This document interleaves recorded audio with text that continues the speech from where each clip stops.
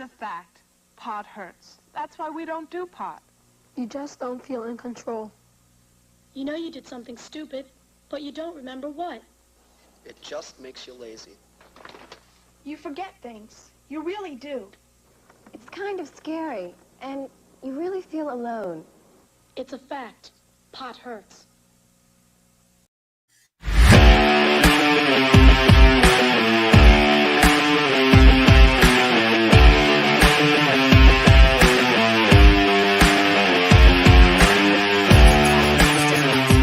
Please be seated. The show is about to start.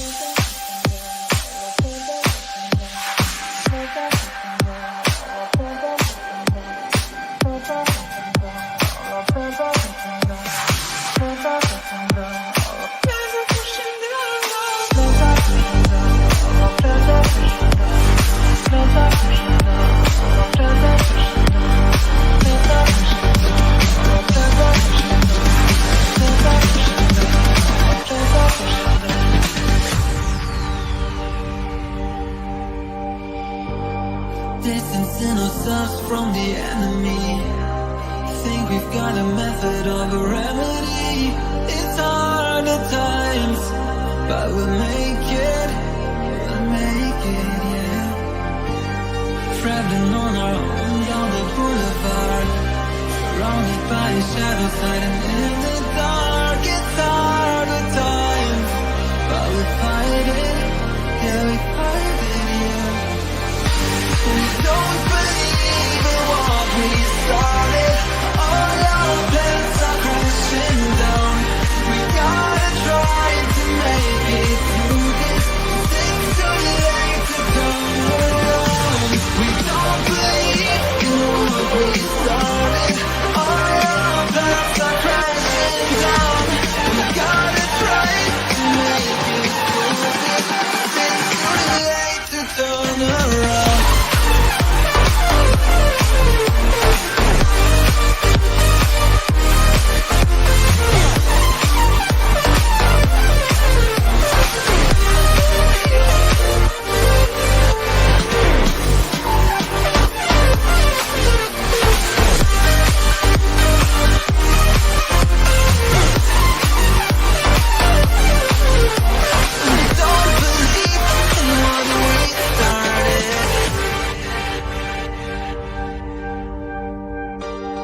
Distancing ourselves from the enemy. Now they've taken hearts and broken everything. It's hard at times. Can we change it? Can we change it? We don't believe in what we started. All our plans are crashing down. We gotta try to make it through this. It's too late to turn around. We don't believe in what we started. All our plans are crashing down.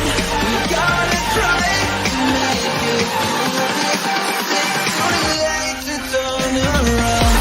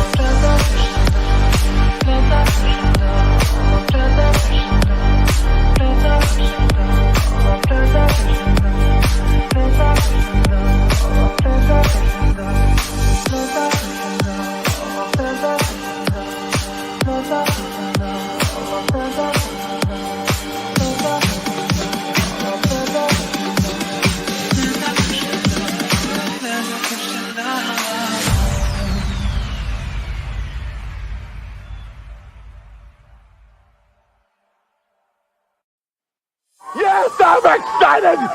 John Townie, you got Ric Flair, the captain of the team, behind you.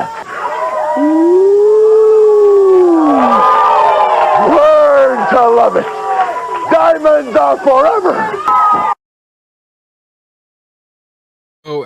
welcome to the 17th episode of PopCULTure. I'm your host, 24 Eyes, the Titan.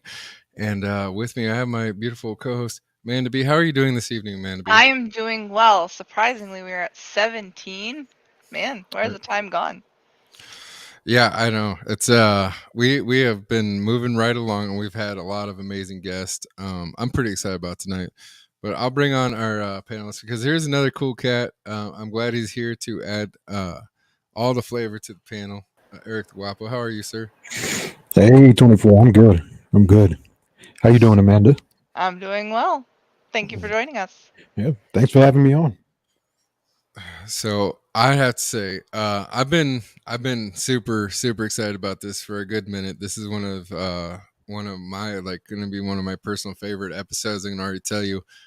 This next guest is a publisher. He's a person who doesn't just talk about it. He bees about it. He does it every day.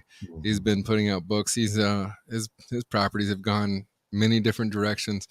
And he's created one of the most amazing companies that I love to share, like with my family personally and with other people's families. The one and only Pete Simeti of Alterna Comics. How are you, sir? Hey, thanks for having me on. Appreciate it. I am That's super quite the introduction there, 24. I'm excited. I'm telling you, no, I'm excited about this. It's been a long time coming that I've wanted to talk to Pete, and he's just been super busy out there, like making comic books for everybody. He's definitely been working it. Here I am today. I love everything you do. I like the show that you do where you bring people on. One of my favorite people to watch on your show is Noah with his Mavericks, because he comes on there and he's great. Worked it out. He's like great. a shining example for everyone that comes on. Yeah, if he can do it, anybody can do it. And I don't say that in any kind of way to demean him, but I'm more saying that some people go, well, I'm just starting out, or I've been doing this for a little while, and I don't really know how to pitch a comic on YouTube, or I'm not good about talking about my comic. Noah, for those that don't know, maybe they're watching this later on. I mean, he's like, 17, 16, something like that? 17, Yeah, when he first came on the show, he was 16. And he had a lot of energy, and he refined his pitch and everything else. He's worked on a lot of his comic as well throughout that time. He's gotten better and better every time he shows any art or anything like that. And he brings it. And if he could do that and get better at it and work at it, anybody could do that. So, nobody should be discouraging themselves from getting better at pretty much anything.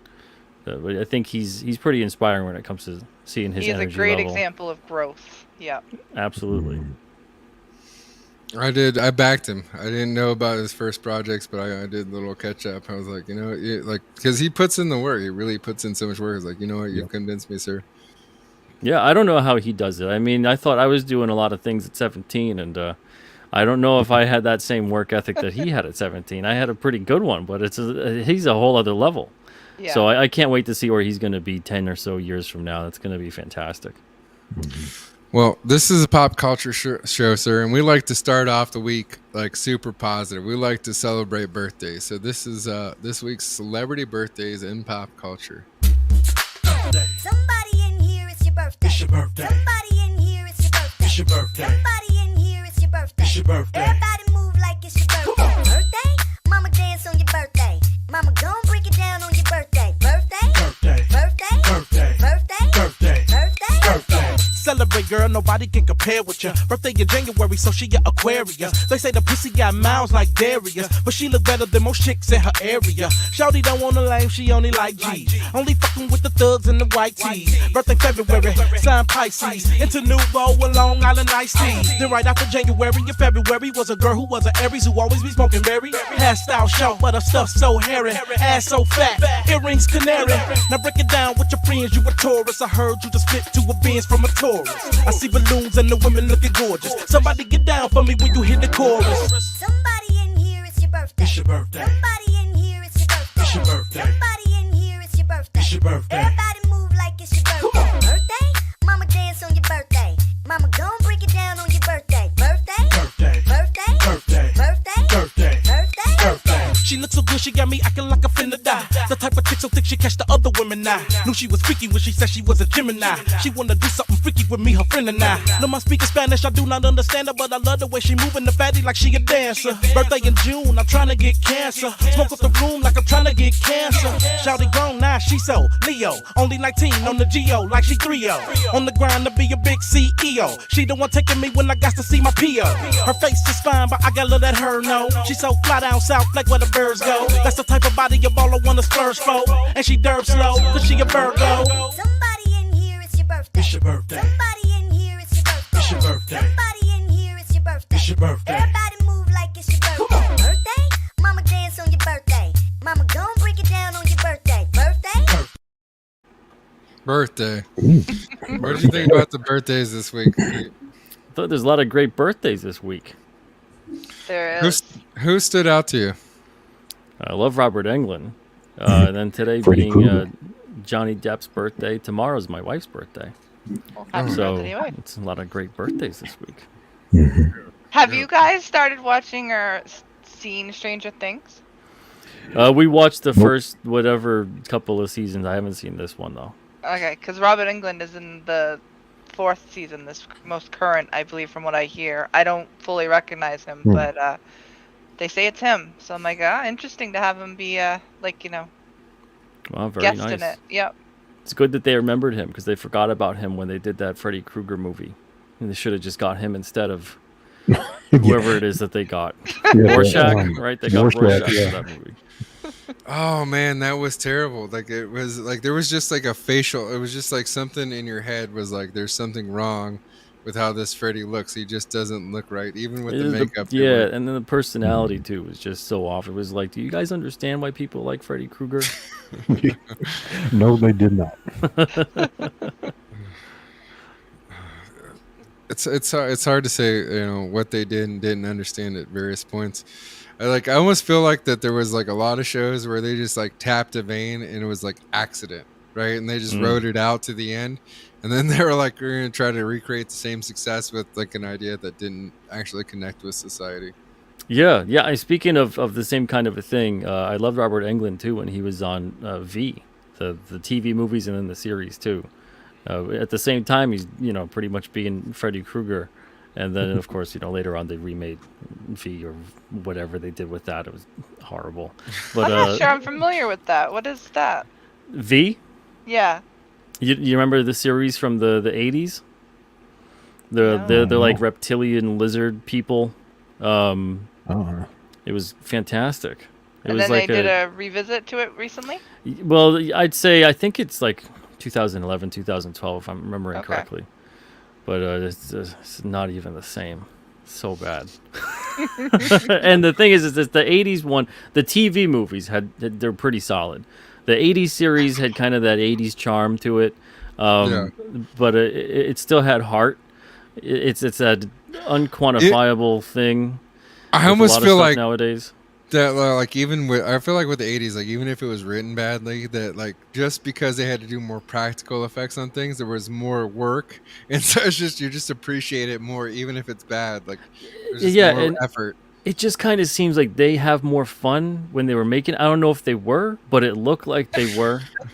Where nowadays it just feels like, are you guys even in the same room when you do these scenes? It's just you get like this weird kind of. Someone comes in one day, and then someone comes in the next, and then everything's in post, and it's all done that way. But, you don't hear about those. You don't hear about those strange relationships anymore, like where two people work together that hated each other after a certain point, but they were such a good duo that they continued to make money together. Yeah, and you never know until like 15 years goes by, and they want to do the reunion. They're like, reunion? I hated that son of a. I'm retired now. Signing on. Like Michael Ironsides was in that as well, and Mark Singer was in V. Yeah, it was great. And how long did it run? I'm surprised that I think it had 2 seasons for the show, maybe about 18 episodes or so, and then there was 4 TV movies. Well, it was 2 of them, but they were 2-parters. Yeah, they were great. Check them out. It's very prescient. It feels like it was. Calling out stuff at the time with a wink and a nod, but at the same time, looking at it today, I think it was calling out things for a far longer time period of like, if we keep going down this kind of path, with the aliens kind of being an allegory for authoritarianism. Okay. It's really great, especially the TV movies. That's something that I miss is TV movies. Is like people don't understand. I guess kids wouldn't understand this day because they just put it on a Blu-ray. They just put it all on one Blu-ray. But back before, all that stuff existed, and there was like, you go to Blockbuster and you find this movie and it'd be like 8 tapes, like Shogun or something, right? It'd be like 8 tapes. You're like, what is this? It was just this episodic movie that they made on television. Yeah, it's great. So many of them are on YouTube now too. So many, just whatever random TV movie, look up any actor from the 70s and 80s and you can find their TV movies. Yeah, a lot of them put them up awesome. themselves. Yeah, there's like, they're out of copyright, or there's some kind of weird thing when they went to DVD that they didn't re-copyright it or something. Yeah. Oh, that'd be amazing. I would love for like somebody just to come out with like a lot of money, like an Elon Musk like level of money, to come in and just like bring all that shit back, just like the old shit network, just make a whole new like network and just bring back everything. I guarantee you would get more ratings than any of these other like streaming services. Oh yeah, we haven't had cable, I don't even know, 8-9 years, something like that. But between everything that's around nowadays, we watch a lot of like Tubi TV and Pluto and all the classic type stuff, all the older stuff. I'm watching old game shows half the time. I got like Three's Company on every now and then. It's incredible. It's so much.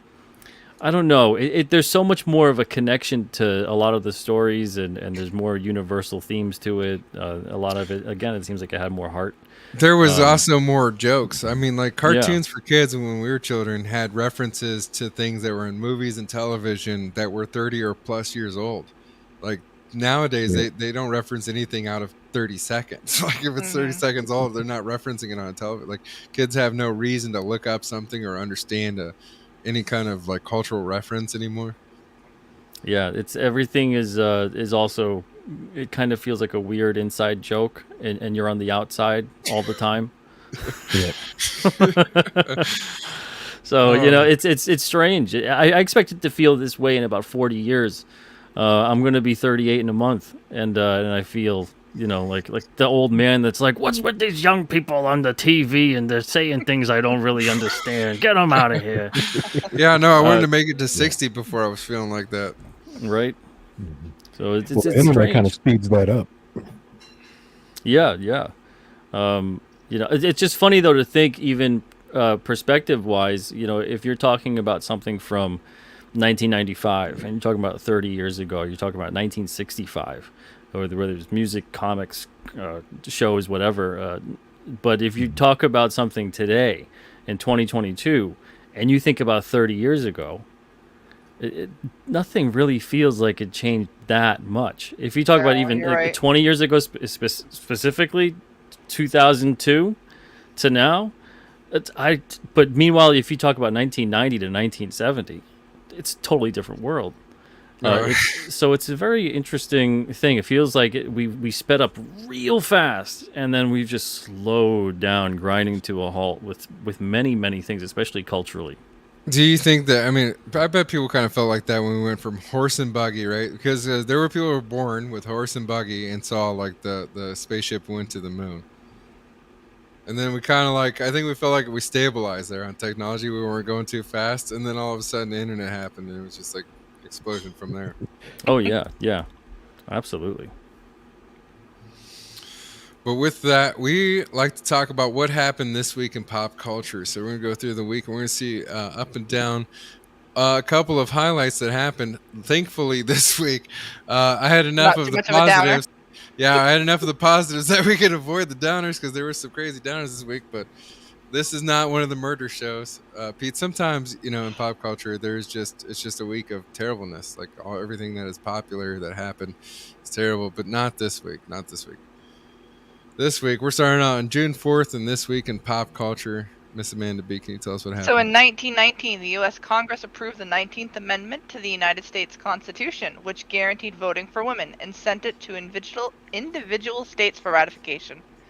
And then in 1937, the first shopping carts were introduced at the Humpty Dumpty supermarket in Oklahoma City, created by the store's owner, Sylvan Goldman. What did they do 1937. before then? Were they just carrying everything? And... Yeah, well, that's like baskets, maybe. Maybe they're just like little hand baskets. I do that still sometime. I'm like, you know, I don't need a cart. I'm walking through and I'm just gonna carry everything in my friggin' arms like an idiot. See, I don't want to carry anything. I'll take a cart if I'm only getting 2 things. But see, the thing is, as soon as you start carrying things, you always end up on a like you never carry, like the days that you get the cart are the days that you go in there and you buy 2 things. But the days that you're like, oh, I'm going to skip the cart is when you're like, you realize that you forgot everything in your house. And you're like, you need toilet paper, you need juice, you need like all these things that all of a sudden fill your arms to the maximum. Start balancing it up. Yeah, that's why you're just stacking on top of your head. You wearing sombrero there, Eric? Yep. There we go. So we have a brief history, a little clip here of the shopping cart. Is anyone interested in seeing how we came about this? I like history.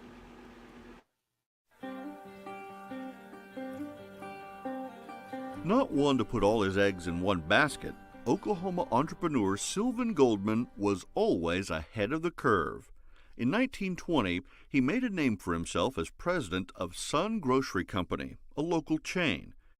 His business acumen is credited with reviving the low-performing Humpty Dumpty grocery chain, which he purchased in 1934. But he's most known for his creation of the shopping cart, an idea inspired by an ordinary folding chair. The invention first wheeled down the aisle of one of his Humpty Dumpty stores on June 4, 1936.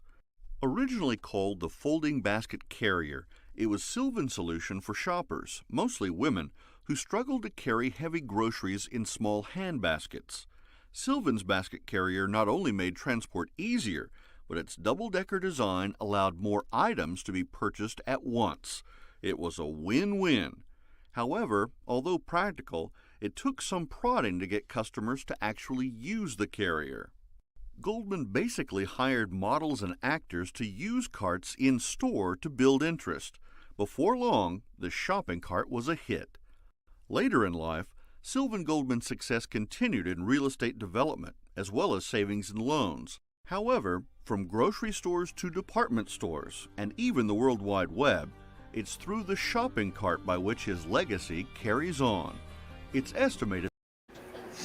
That's pretty awesome. That's pretty dope. I mean, like, that's someone going out there being an entrepreneur, creating a new idea that, like, pretty much changed the history of how we do things. Yeah, and then he used, like, models and, actors or whatever to he used propaganda. Yeah, that's sometimes it's what to be like, hey, look at that cool looking person with a cart, or she's like hot. that. I wanna, be like her. Use a shopping cart. Oh man, could you believe there's a time before shopping carts? It's so funny. Well, I like how they're like these shopping carts. So this is especially funny. This is especially funny with the next thing that we're going to play with women's rights and all. But it was like, we developed these, because women were having issues. They weren't strong enough to carry around their groceries. So we made some rollers. But does everyone remember Schoolhouse Rock? Of course. Yep. Yeah. So Schoolhouse Rock did an amazing job explaining to all of us when we were children about I'm just a bill. Just a bill. But did you know that Schoolhouse Rock, if you really pay attention, also told you about the 19th Amendment? I don't know if I remember that one. Oh, well, here we go. We'll go back down the Memberberry Lane.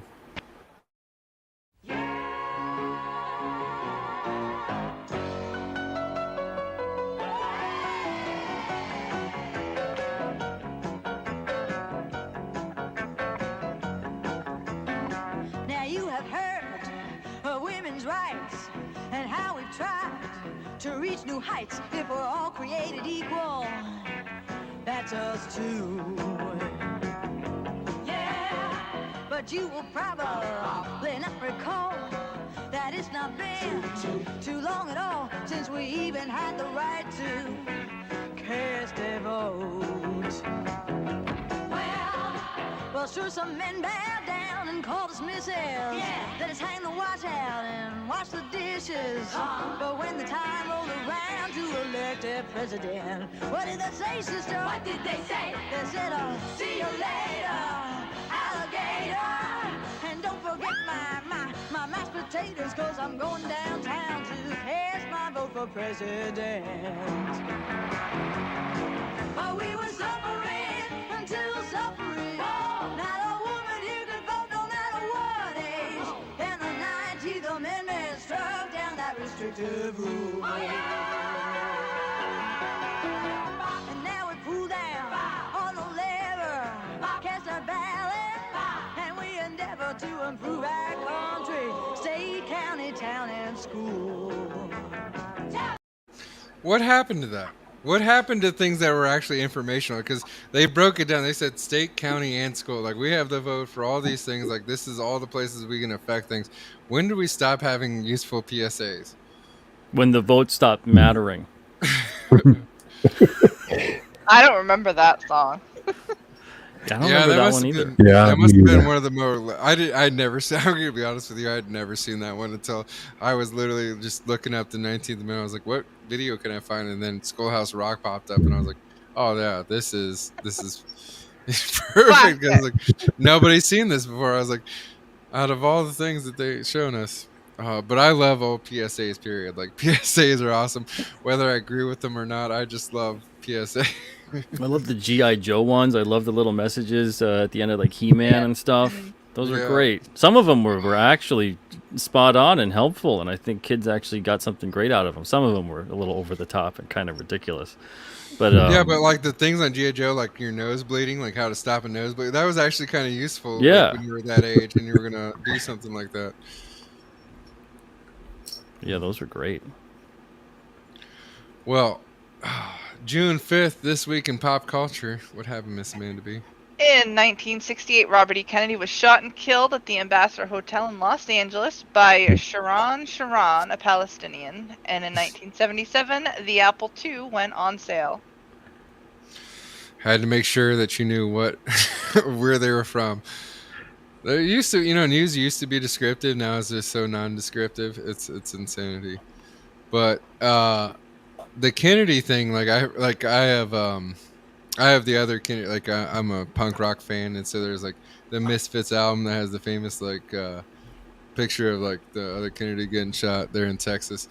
I had lapsed in memory until I was doing This Week in Pop Culture that we actually had this situation. But here's a little bit on the Robert Kennedy assassination. This was the scene at Arlington National Cemetery, Washington, 4.5 years ago. John F. Kennedy, the president, had been torn from life by an assassin's bullet. His brother Robert paid homage to a great man who had set himself so many noble tasks, but whom fate had not allowed to carry them out. Robert Kennedy took up the torch of noble intent. It was extinguished here at the Ambassador Hotel, Los Angeles, at the moment of his greatest political triumph. Bobby Kennedy, too, had been gunned down.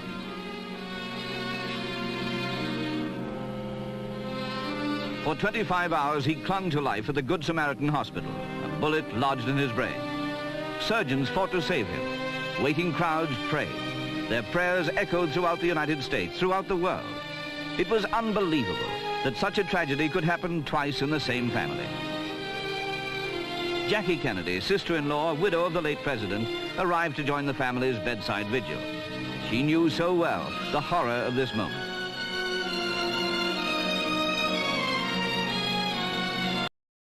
Does anyone feel like Jackie Kennedy may have been the bad luck charm to the family? I mean, she's around and people are getting shot in the head. I think the CIA was the bad luck charm to that family. Probably, yeah. Yeah. Oh my goodness, I'm just saying, you know what I mean? Like, she was in the car with one, and then, she went up to the hospital for the other one. She just happened to be in the area when it was going down. Are you saying she was the assassin? Maybe she had. She did marry that wealthy oil magnate afterwards. Onassis, right? Yeah. Yeah. Oh yeah. Oh man. Yeah. She was taken care of. That's how you do. President, world. Although she was quite the looker back in the day. Like, didn't a lot of people appreciate being the first lady and how pretty she was and. I don't know. I want to say that she was I think that's only because sex symbol of the time without being who did they have? Eleanor Roosevelt And you know what I mean? They had a bunch of grandmas prior to And that. you know, yeah, it was they were both very young. I mean, JFK was even considered some kind of a sex symbol just because he wasn't like 55 to 65 years old, but looked like 95 years old. That's true. Oh no, like no. I mean, they had their teeth. You know, that was good. That was important. No, it's become a thing in the last 20 years for us to like vote in presidents that are like super ancient. Like we've had like the oldest presidents in history the last 2 terms.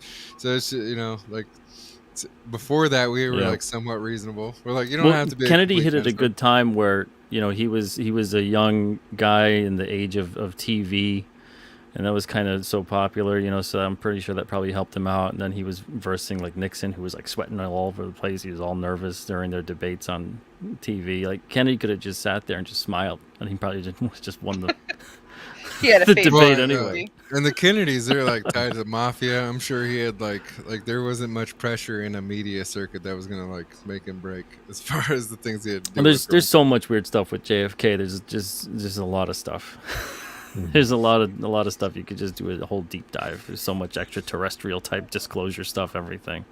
And it's even like JFK 10 days Jr. before he was killed. It's like something like 10 days before JFK was killed. He was gonna he was talking about disclosing some of the findings with the extraterrestrial stuff that was going on, and that never came to light. But there's all this kind of stuff. It's pretty crazy. I love that. So to bring down the JFK assassination, to lighten up the mood, because like I said, this week's not too heavy on the death. We have the Apple II computer. I don't know if anybody remembers the Apple II computer, but here's a little jog down memory lane. Well, take a look at what a New York man found in his parents' attic. It's an Apple IIe computer from the early 80s. The surprising part, the computer still works. Even asked him if he wanted to restore a saved game. Apple IIe was the 3rd model in the Apple II series and was released in 1983. What game do you think it wanted to restore? Oregon Trail. Wasn't it a little later than that? I don't know. I mean, that's the that only was one my I can first remember. thought. Yeah. Oregon Trail, Sim Life, Sim City, Sim Farm. Like there wasn't like the Roller Coaster Tycoon. There wasn't like too many games that like you could play or that would be considered educational or whatever at school that were. It was like number munchers. Yeah. I remember using computers to facilitate reading books. We had the Accelerated Readers program where you had to read the book and you took the test, and if you like passed the test, you got points, and those points went towards like things like Pizza Hut or something. That was awesome. Oh man, I wish we could bring that back. We need how about an Alterna Accelerated Reader program?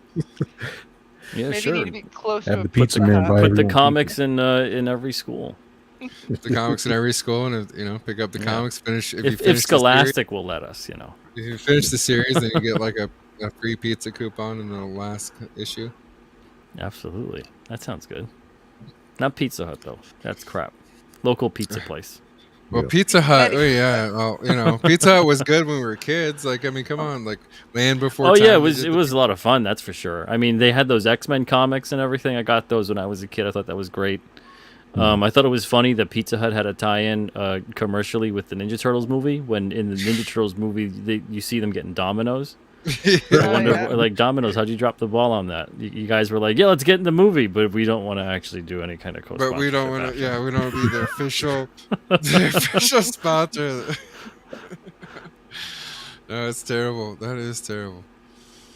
Oh, it is. So, this week in pop culture, June 6th. In 1933, America's first drive-in opened near Camden, New Jersey. The first feature was a 1932 film, Wives Beware, and admission was 25 cents per car, an additional 25 cents per person. And then in 1983, Reading Rainbow premiered on PBS. Who loves drive-in movie theaters? I love them. They don't exist barely ever. There's very few of them left, but we have like 5 of them up in Maine. We have a lot of them still. Really? Up here. You guys are still rocking them? Oh, that's because it's still 1953 in Maine. That's probably true. Still haven't caught up. Parts of. I only went to one drive-in movie when I was a kid, and I don't even remember where it was at. I think it was somewhere up in Northern California. like Modesto or something. Oh, yeah. And watched Fight Club. Nice. The thing I loved about it was there was 4 movies, right? Like you got to watch several movies and you just flip around. You didn't have to watch the same movie as your parents, and maybe they didn't want you to watch the same movie as them, so they had the chairs in the truck like facing one way, and they had their radio on a different thing the other way. You know, that's like it's amazing. You can do the family thing, but also like have cool adult times there. Yeah, we would that was always have fun. it up here where like the earlier movie would be like the under PG-13, it could be like the PG, the kids movie, and then once it got like 9 o'clock when the first movie was done, it would turn over to something that was a little bit more adult. I like the pre-movie advertising, the little hot dogs and popcorn dancing and stuff. Like I always I'll go love to the those. lobby? Yes, I love that kind of stuff. No, that shit was great, and I wish they put more effort into those things, because when you watch really old footage of things like that, like it was a different time. It wasn't like a uniform that they just hand you at McDonald's nowadays, where it's just like another paper corporate uniform. Like there was a little more pride to the situation. The machines that you look at are like more sophisticated and usually more ornate on top of it. You know what I mean? Like they took the time to make them look fancy and like really like draw you in. If there was any kind of mechanized anything, there was a time frame where there was just so much more work and craftsmanship put into like presenting that and making that happen. And it was just, I don't know, it was less of like a rat feeder system that we have now, where it's just like licking a little water bottle.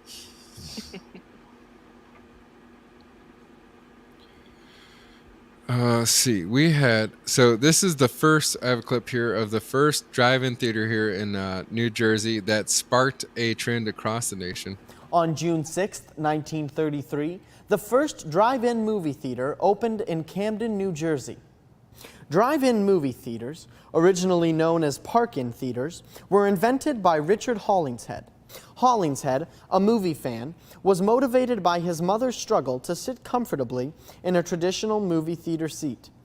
This challenge led Hollingshead to the concept of an open-air theater, where moviegoers would watch from the comfort of their automobiles. He experimented in his driveway with various sound and projection techniques. He mounted a 1928 Kodak projector on the hood of his car, pinned a screen to some trees, and placed a radio behind the screen for sound. He tested ways to weather guard the screen and worked on the ideal arrangement for a large number of cars to all have a good view of the screen. In May of 1933, the young entrepreneur received a patent for the concept, and less than a month later, with an investment of $30,000, opened Park-In Theaters Incorporated. Hollingshead charged 25 cents per car and 25 cents per person.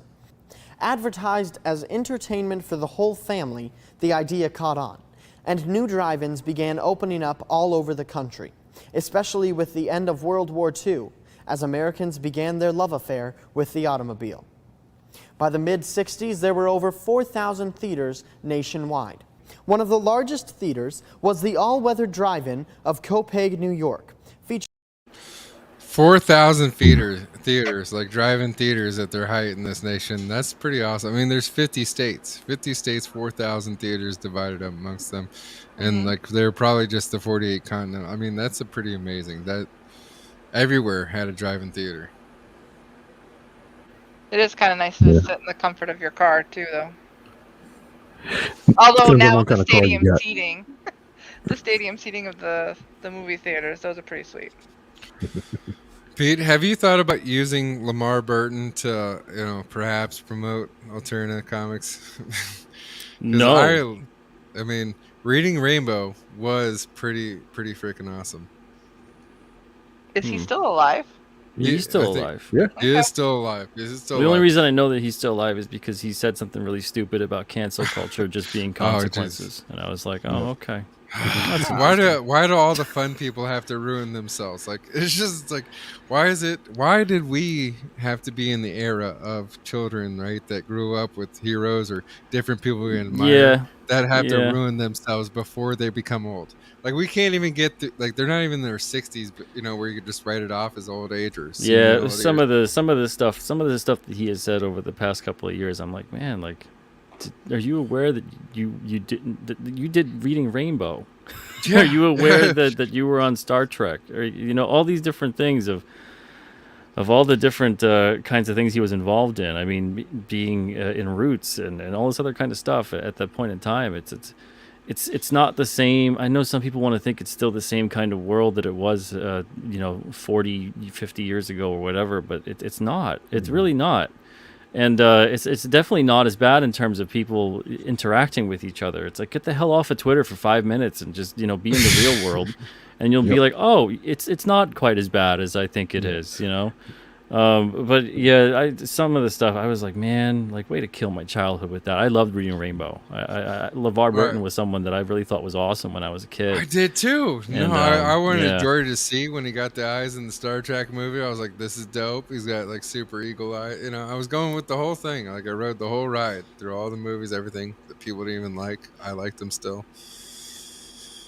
All the books, but I say, just remember what's good and promote just that, because I feel like that people are eventually going to have to come around, whether they actually feel some way or they politically feel some way. Business is going to move back towards it, and I want people to remember the good shit so that they can continue to create new, greater stuff as we forge through the future. But here's the intro to Reading Rainbow that, like, I don't know, this is the stuff that made me fall in love.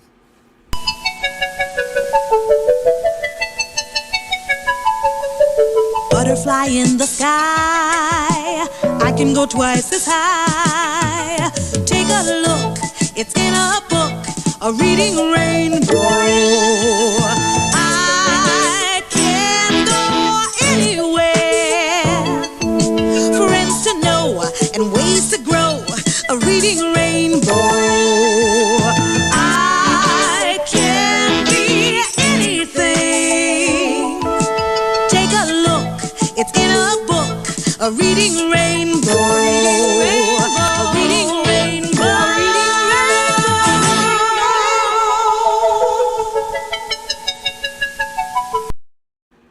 I watched it as a kid and I believed that. Like, I really did believe that. Like, we all believe that. I think that's why a lot of people feel so hurt now because of it. You read a book, you could be anything. You could go anywhere. Learn about anyone. Then why am I working at Starbucks? Then? Not anymore. Not anymore. Are you the right kind of person to read the right kind of thing from the right kind of person? Yeah. It's Are sad. you cultural? Well, this is the thing. How are you supposed to both simultaneously support things and stay in your lane, right? You're supposed to stay in your corner, but you're supposed to make sure that everything has its own funding. Like, is there? The only way that you can actually grow past any kind of ignorance is to learn and to experience a culture, a person's experience, their life, whatever it may be, like a biography or anything like that.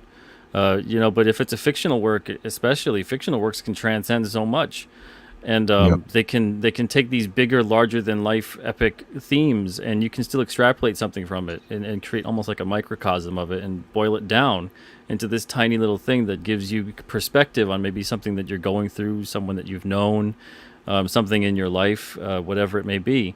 And we get inspiration from that, and to find, and no matter what it is, it doesn't matter if it's a man reading something about a woman, doesn't matter if it's a woman reading something about a man, adult reading something about a kid, whatever it is, your sexuality cannot be the same. It doesn't matter. The human experience becomes the same kind of a thing. But to dwindle that away into saying that you have to be a certain kind of person to enjoy this kind of a thing, that at the very basis of that, is not only saying that someone thinking a certain way must look a certain way, that's the foundation of racism and bigotry in and of itself. So to actually see people kind of push that narrative, and to see people kind of like LeVar Burton in the past say something like that, and I'm sorry to kind of bring the show to that level, but to see him kind of dwindle things down, because I remember when he said those comments about cancel culture, and people said, take a look, it's in a book, and they were showing like 1984, Scarlet Letter, all these different kind of books that dealt with cancel culture to some extent, and kind of the dangers thereof. It's one of those things of like, dude, you should be promoting the fact that everyone should be able to and should be encouraged to relate to each other. Well, You know, my question is, did he like feed the machine? Was he part of this racist machine while he was doing while he was being LeVar Burton, the reading Rainbow guy? Because like, look at the opening of the thing. Like there was diversity, you know what I mean? A quote unquote Absolutely, would reach yeah. like a quota of it was different people. They were explaining that you could be different kinds of people and you could just get into the books and get in this world. Like I just were you part of the machine, LeVar? Like you're gonna sit there and now everything's bad. Like how long? Like he's part of the Reading Rainbow app. Like I got that before all of this SJW stuff kind of came out, and there was just the Amazon Reader. Like years ago, I got that app for my kids. Like he's been around and he's been promoting books. Like you had your opportunity. Like if there was a problem, like why weren't you promoting more diverse books? yeah. And if anything, I thought that they were. I thought that they were. That's what I thought too. I thought that the whole thing was kind of. It wasn't making it that we're doing this because of diversity. It was making that this is diverse just because the world is diverse. Period. There's nothing to turn this into a marketing scheme or pander to anybody or whatever it may be, which is obviously what they're doing. I think a lot of people say, what is this saying? It's a get woke, go broke. I think it's get broke, go woke. Because as they lose their audience and they start to struggle to maintain that, they start to pander to everybody else that they've been feeling that they've been ignoring this whole time. So it really is something strange to see in the world, especially in that kind of an aspect where you're talking about reading and you're talking about the joys of reading and the beauty of learning about things that you may never truly experience, whether it's you're out of time or it's a place or whatever it may have been. And you can actually, read that book and get sucked into that world, learn about that character. In some books, become that character as you're going along on their journey. And it could be a revelatory experience for the reader. But to take that away and then put all these little stop signs that say, well, only if, you're this, you're that, you're whatever. Well, I mean, they ruined what fantasy. What the hell is that? You can't even do fantasy because now it's racist to be fantasy. I mean, yeah, you can't use certain words. You can't talk about certain topics. It's insane. Just in it's games, censorship without censorship. Dungeons and Dragons. They literally Wizards of the Coast is putting warnings on their old game modules that this may be racially insensitive. Like how is this? None of these creatures that are in this game are real. They're all fictional people. Yeah, it's all fiction. It's like, are you actually trying to say that this certain kind of race of a creature or a monster or whatever they may be, every single aspect of that is an allegory for this kind of actual living, existing person? Yeah. That's racist. You're the one insisting the racism is there. The racism isn't implied. You're actually saying that this thing is racist. We're making this racist thing. Just heads up.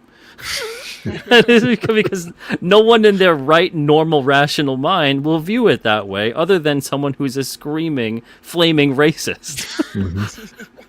So it's so strange to see companies thinking so much of their audience is just a bunch of raging bigots, and they have to kind of keep the floodwaters back.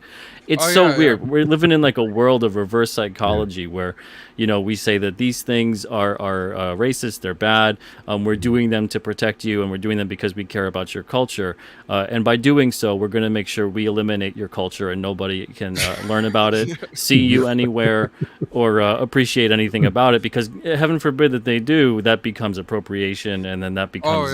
because once you learn about a culture and you appreciate it, what do you want to do, right?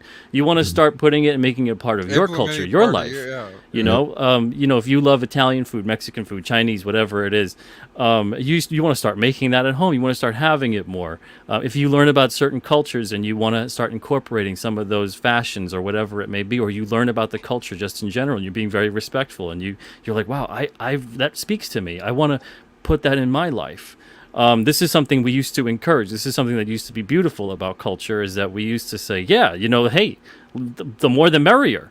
But now it's become like this fine line here, and then if you do that, you're obviously abusing it in some kind of a way, and it's racist, and it's so mind-numbingly stupid, and it's so unfortunate, because that's not the way that we get together. Right. Yeah. I grew up in Dayton, Ohio. I like where I grew up in Dayton. Like there was, I wouldn't say segregated. There was communities, right? Like where people grouped up. There was definitely like different, but what I appreciated about it is that there were so many of them, and there was always like festivals, there was always like fairs, there was always some kind of cross like section for you to come in and check out all the food and all the vendors and all the people that like are working in this community, come and be a part and like, purchase things and be, help the success of this community. I don't know what happened where you could both respect and like develop and maintain your culture and then share it with other people, where that became a bad thing. But like all of a sudden it's like poison. Yeah, my favorite thing when I went to school in elementary and middle school, and we had a little bit in high school, and then it kind of died out. But it was always like this international culture celebration week kind of a thing. People would bring in like food from their ancestry or whatever it was. People would talk about stories. Maybe there'd be some culture that had some kind of an interesting figure in it, and you would learn about everybody's stuff, and it would be great. And it would be an icebreaker too for a lot of the kids. Because it would turn into some kids maybe didn't look like you, but this was like, oh wow, like that's so cool, like this is, and then you would start becoming friends with these kids, and then it would just do great things.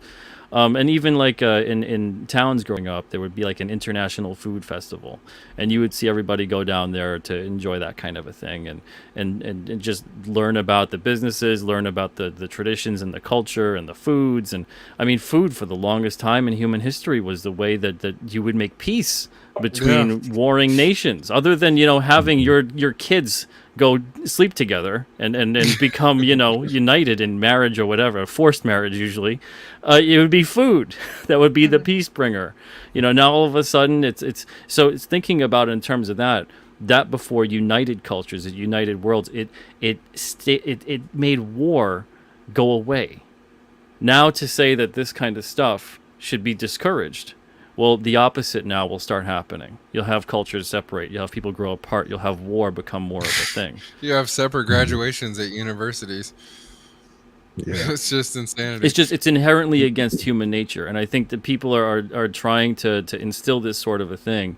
And I think most people, and I think most, when I say that, I think the large majority of people think that it's bullshit, think that it's wrong.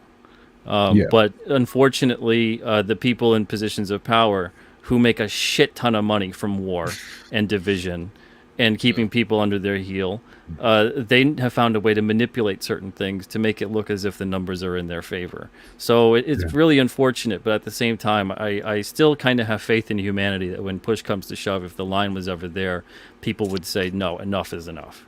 But it's that kind of thing, though. It's sad still to see anybody going down that line, because that in a way you can't really say anything that's going to convince them otherwise. They just kind of have to walk that path, and unfortunately, it's generally a sad and miserable path. And I wish him the best, but it's also one of those things where you gotta do what you gotta do for yourself and the people you care about. You can only take care of your own little corner of the world. That is true. True. Where are we? Now I'm gonna get lost in our days. Do we do June 6th? We did that one. Yep. Now we are on June 7th this week in pop culture. 1955, the 64,000 question debuted on CBS, and in 1990, Universal Studios Florida opened in Orlando, Florida. The amount of money $64,000 was at that point in history, like, it was so astronomical. I mean, because like when Dr. Evil goes like $1 million for like that $1 million, that was the kind of epic thing he was talking about. Like, for those kind of people, that was the I mean, money had to be like 5 times as much. I don't know, gas, if there was there wasn't even gas then, so there's no utilities. You're just buying clothing and some bullets, probably. The purchasing power of 64,000 at that point in time. Goodness, you were practically like a millionaire for 64 grand. 64 grand. I mean, that's like what, 3 full tanks of gas now. Pretty much. Yeah. Oh, here's a little clip from CBS. 64,000. Oh yeah, California. You guys are up like almost $10 a gallon now. In certain places, getting close. Downtown LA towards Skid Row. Don't fill up down there. Nice. This is Bobby O'Rourke. Answer the $16,000 question. She's back to tell us whether she'll take her 16 or leave it and try for $32,000 on her march to the $64,000 question. And last week, jet pilot on Sherlock Holmes, Captain Thomas O'Rourke, answered the $16,000 question. Tonight, he's back to tell us whether he'll take his 16 or leave it and try for $32,000 on his march to the $64,000 question. Revlon, the greatest name in cosmetics, presents the 1, 2, 4, 8, 16, 32, 64. Yes, the $64,000 question. And now, the star of our show, where knowledge is king and the reward king size, Hal Martin.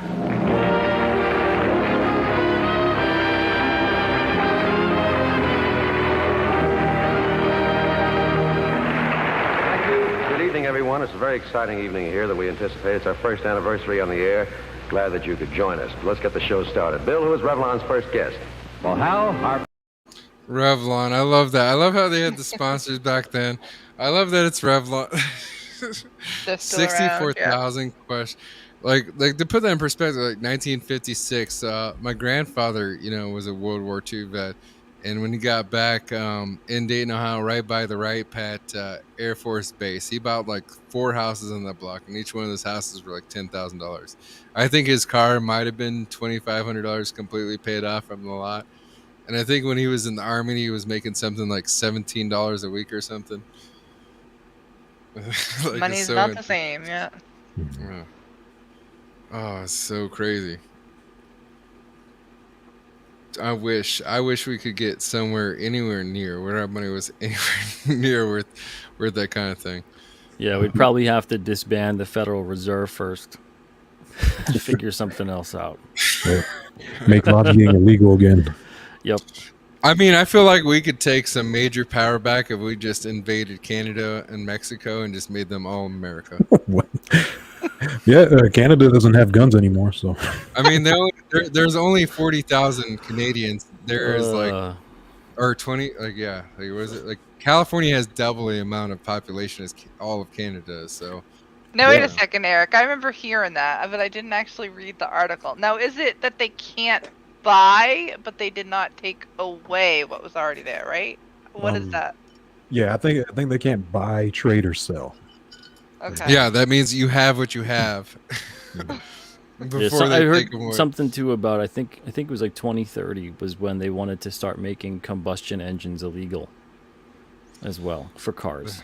That's so insane because we have the technology for that. We don't even have Space Force flushed out. America is the first country to make that happen, and that's the first step to mining asteroids so that we have the materials. If the global leaders would just, let us know about all the alien tech that they've discovered decades ago, and we could just get up to speed with things, and then they can just, get those Tesla coils up and running, then we can all run around with our future tech and get rid of the combustible engine. Elon knows we don't need any of that. No, the truth is we've had nuclear powered batteries the size of watch batteries since like the 1960s. Yeah. And if we truthfully wanted to be green, we would make all our cars nuclear powered, and all our power would come from nuclear power.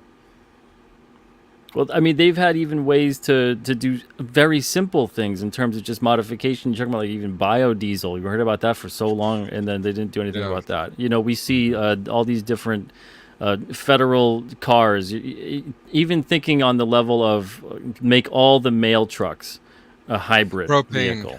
Even if they went to propane to natural gas, we have a huge we have like an abundance of natural gas. Well, there's all these different things that they could do on certain levels that they're not doing, but it's always with the government. It's always practice the whole thing of do as we say, not as we do. Rules for thee. But it's very strange though to see that kind of conversation come up. But they've done such a great job of manipulating a lot of people into thinking that the government is always doing the best thing for everybody all the time, and they care about you, and they want you safe, and they want you healthy. But everyone else, that they're the problem. Your fellow citizen, your neighbor is the problem. Focus on them. The whole thing, like with guns, if truly. If we lived in this fantasy world for a second and we truly got rid of all the guns, everyone everywhere got rid of their guns, and there was world peace now. And we all forgot about how to make guns too. Like everyone it was like a fantasy world. The government would still have guns and would still have weapons. Yeah, so the government would still have guns and would still have weapons because they're not giving up their weapons and guns. But the thing is, if the logic holds true, and that if everybody on the citizen level was to give up guns, and then that would end senseless, horrible violence, well, then the government should give up all their weapons and demilitarize, because that would completely make world peace instantly. But they would never do that. And why? Yeah. Oh, because they don't trust, and this and that, and there's safety concerns, and there's... Well, why do you think most gun owners own a gun?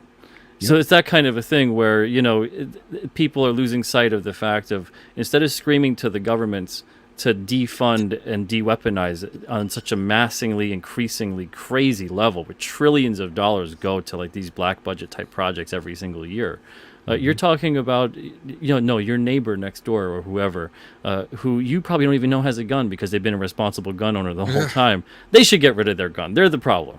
So it's so crazy to see that, but they've done a great job with manipulating social media, because I think they recognize social media has the power to unite in such a tremendously great way.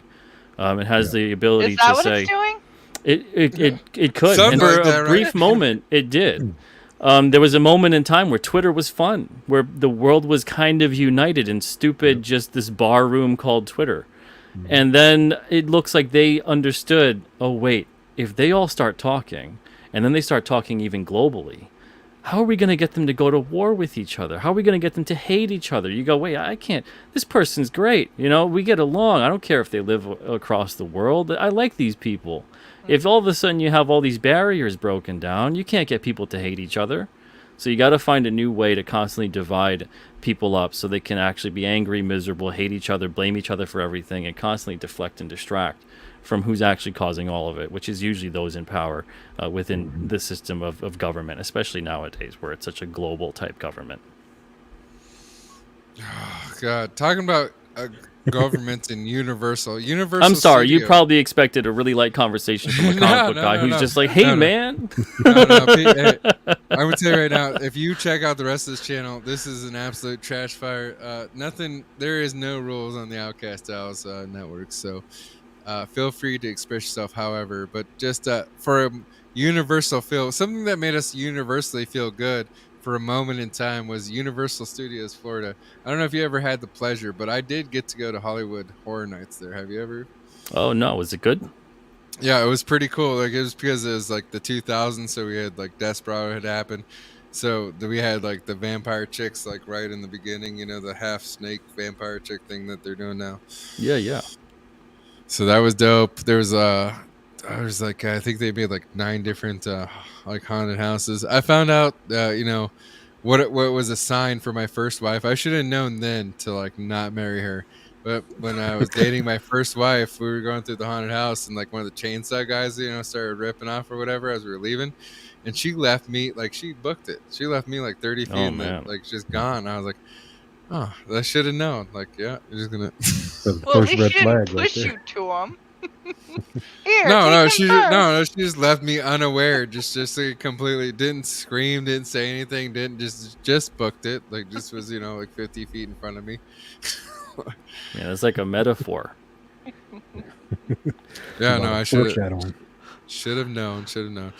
But I would hope that other people had great experiences. But here's some of the promos for when Universal Studios opened up. Now you can go beyond the realm of any movie into the future of live entertainment, where every adventure you've seen on the screen happens to you. This is no ordinary theme park. It's a real working motion picture and television studio, and you're the star. Come to the only place on Earth where everything that happens in the movies happens to you. The only place where you can join Doc Brown on a rocket ride into a new dimension of thrills and excitement as you go back to the future. Live the movies at Universal Studios, Florida. No one makes believe like we do.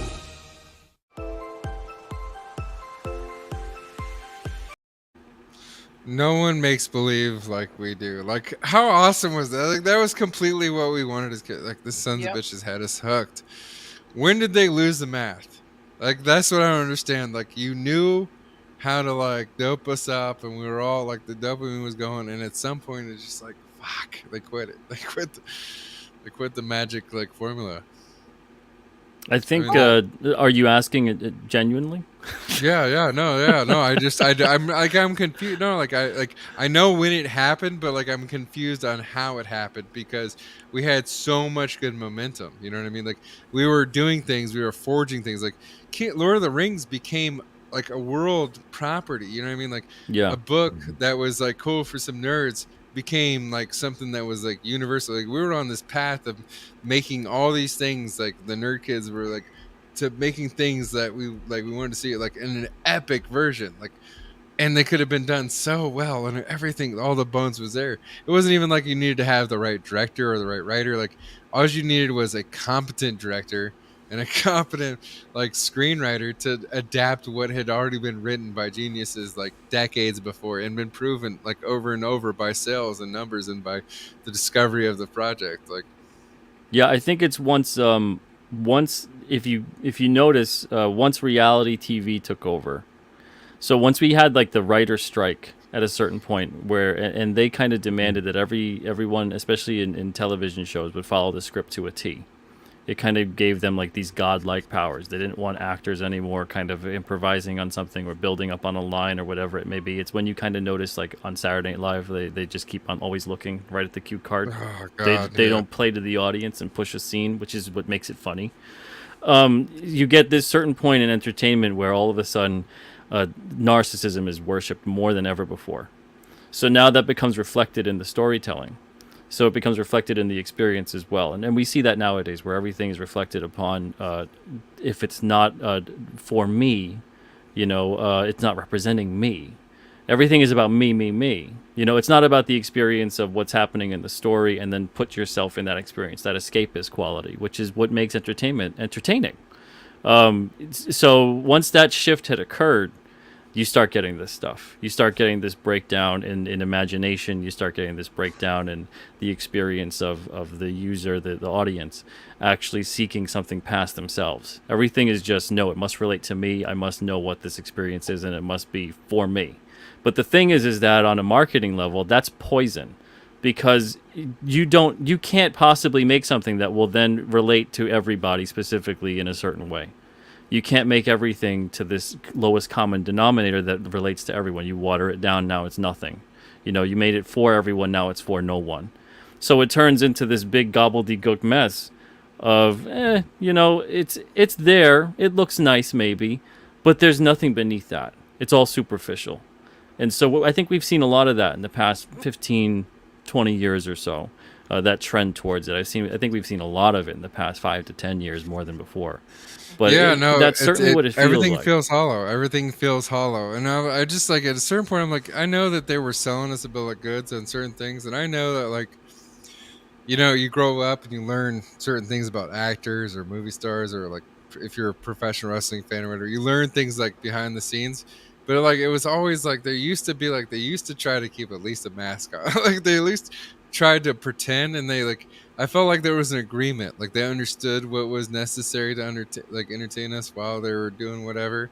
And at some point, it just like became some other agenda and never like went back to like, this is how you actually entertain. Like this is like the standard of writing that you have to have, no matter what like opinion, political or otherwise. You have to be able to write on this level and communicate to people on this level.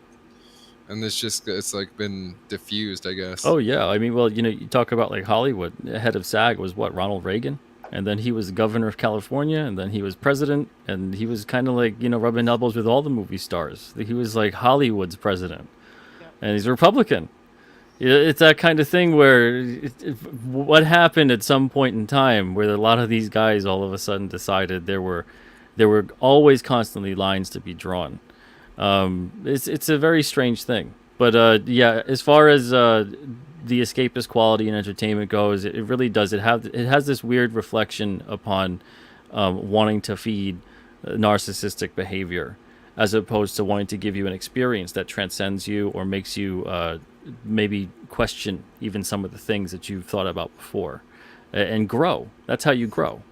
So entertainment that was always the best form of entertainment that stuck with you your whole life always made you have something that kind of questioned your experience in the world around you, and it made you learn something new about someone else, or it put a different kind of spin on it, more than just, okay, well, that was a nice way to spend some time, back to my life. You actually thought about it afterwards. It actually kind of impacted you in a way. And that was all the stuff, I think, that if you think about like Star Wars or anything along those lines, it wasn't just like, oh, the cool visual is what kind of made you like Star Wars. That was part of it. Everything was feeding you with like a spoonful of sugar. But there's some hard-hitting themes there. There's some stuff about, just growing up and discovering the world and realizing that things aren't as black and white as they might have been, and forging friendships with people that you might never have thought that you could have been there in the trenches with, but here you are. All these different kinds of things, but nowadays, again, if it doesn't pertain to a specific group, if someone's not being represented or whatever the hell that even means, I don't even know what that means. Yeah, I don't either. Because representation should be more about you as a person, as an individual, as a human being, finding some way to relate to another past the superficial. If all we're going to become is a shallow civilization, we're doomed. So it's so strange to see again that push of diversity isn't only skin deep, and apparently for a lot of people it is. I remember diversity of character, diversity of background, diversity. You know what I mean? Just like the fact that someone might have lived that did something different from you, like they could teach you something.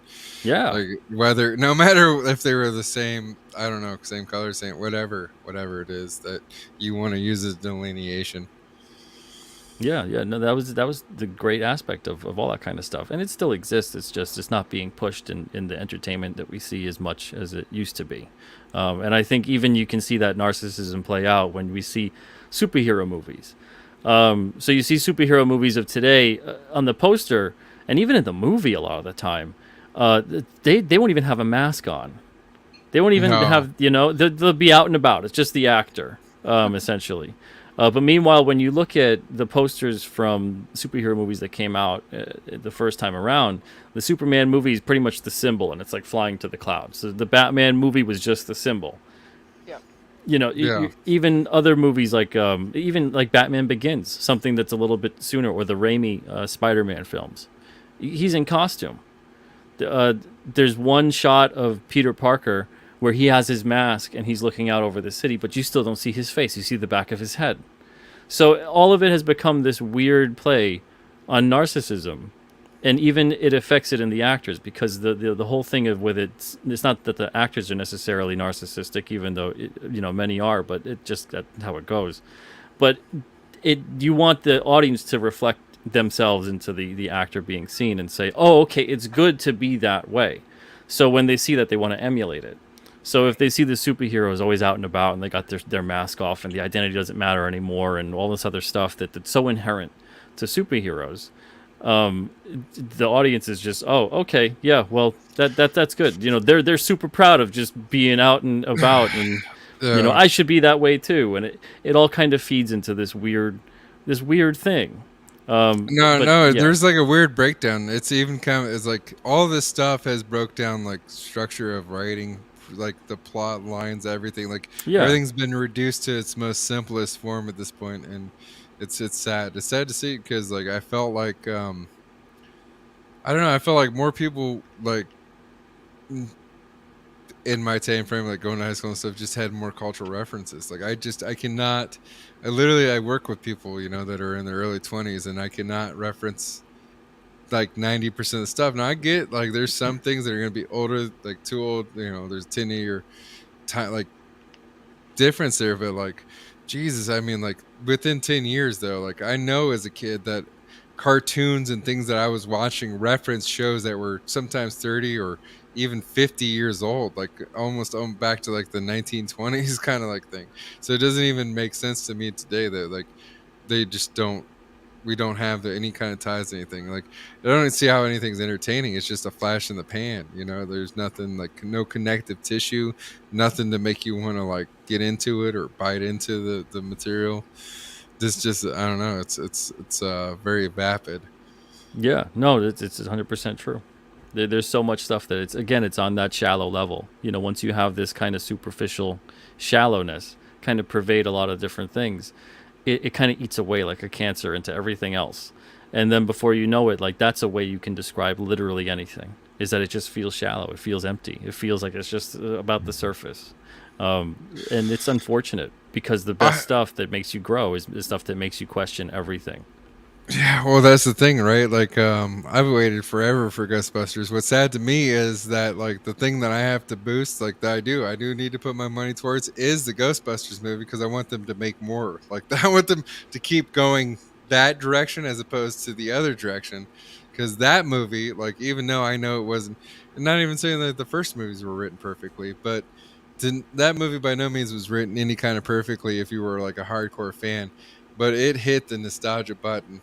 It did it did just enough in all the right direction to like where I'm like, yeah, that's where I would put my money because I want you to keep going that way, keep going that way, keep making me, feel like the happiness I felt when I was a kid. Now I can share it with my son. Like that was an awesome movie because I was able to go to the theater with my son and enjoy something that I enjoyed as a kid, and it be back to life, and it be enjoyable for him.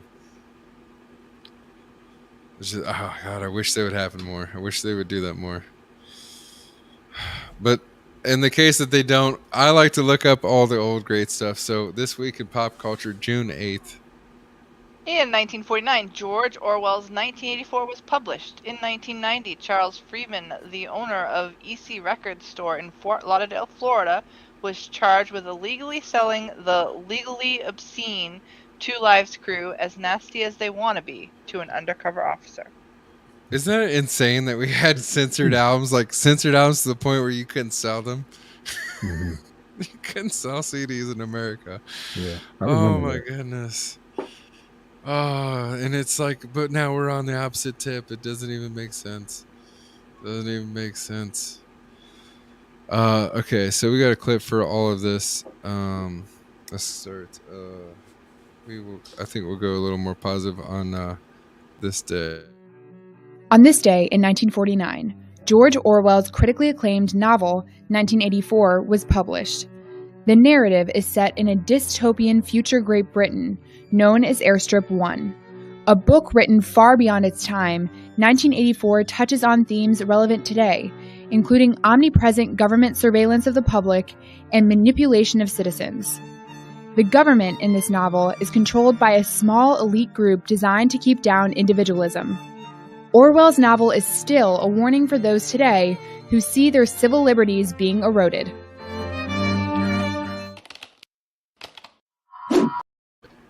Could you imagine if it said if that novel was 2022? Because I feel like 1984 we were still golden.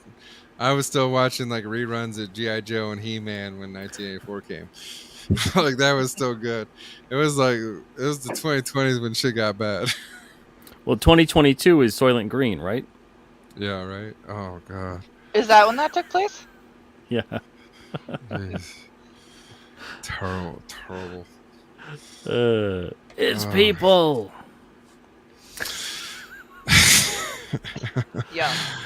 Oh man, I felt like I wanted to bring up the mood with that clip, but it just wasn't there because it just brought us back to the crash. Yeah, I was gonna say that's a very strange one to be like. Well, here's an uplifting clip about 1984. Yeah. That didn't work. That didn't work at all. Let's try it one more time. Maybe with the next clip. Like I can't promise anything. Look, the show goes where the show goes. The week is like, look, fate decides these things. I don't decide them. I just put them together based off of what happened. But here we go. One more attempt. Mark Putnam to jail for the next 16 years. And Thank you, Brad. A Northwest Fort Lauderdale record store owner was carted off to jail today. The first person arrested for selling Two Live Crew's Nasty as They Wanna Be album. We have team coverage on his arrest and reaction to it, beginning with Eyewitness News Broward Bureau reporter Cindy Pena. Charles Freeman knew he was breaking the law when he sold this album, Nasty as They Wanna Be, to a customer this morning. Why am I buying the tape? But, well, I don't know. Because he was an undercover cop, and just like a drug bust, moments after the sale went down, several Broward Sheriff deputies rushed into EC Records in Northwest Fort Lauderdale and arrested its owner. America is free for everybody. And as long as this is America, I'm not living in Cuba, I feel my rights are violated. This is the only album banned in Broward. Despite that, Freeman continued selling the records and tapes and challenged Sheriff Nick Navarro to arrest him for it. I saw him on television saying I would be selling it, and I'm selling it, and I will continue to sell it, in spite of the decision by the state and federal courts. No, we are here to arrest him because there is no one above the law. This will obviously be a test case, it being the first time in Broward County that anyone is arrested for selling the album, Nasty as They Wanna Be. The American Civil Liberties Union has offered free legal counsel for Freeman, who was charged for selling obscene material, a second-degree misdemeanor. In a landmark free expression case by the U.S. Supreme Court, they said, one man's vulgarity is another man's lyric. Well, today in South Florida, the new expression should be, one man's lyric is another man's ticket to the big house. Freeman was booked at the Broward County Jail. His bond set at $100. This is stupid. And in a court of law with a jury, I doubt if they'll win this here case. Eventually, the Supreme Court probably will overturn that decision. It'll all be dropped. Freeman promises this isn't the end of his fight with the law. In Fort Lauderdale, Cindy Pena, Channel 10 Eyewitness News. The record bans prompted the start up of something called Radio Free Broward. New York-based writer Richard Grayson says he'll ship As Nasty As They Want to Be to anybody who will pay for the album, plus shipping costs and New York taxes. Grayson teaches college here in the winter and lives in New York in the summer. What? Palm Beach and Dave. He's like, I don't care. We'll get it out there. We're getting this album out there as nasty as you want to be all day. You can't buy that publicity.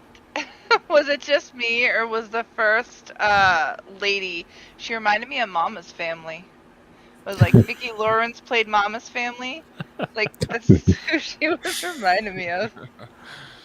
Oh my goodness. That's amazing. You know what I mean? Like it's just like I feel like that was like one of the rare cases, you know what I mean, that was like the stand-up moment. I feel like there was like we were orchestrated to understand that there was like certain times to do things like and to stand tall or stand firm against some kind of something that was morally ambiguous, but like nowadays like everything is that. You know what I mean? Like everything is a crusade as opposed to like the rare and appropriate. Like where you could understand, have a learning moment. Like I wish people like were on that like common sense level at this point in history.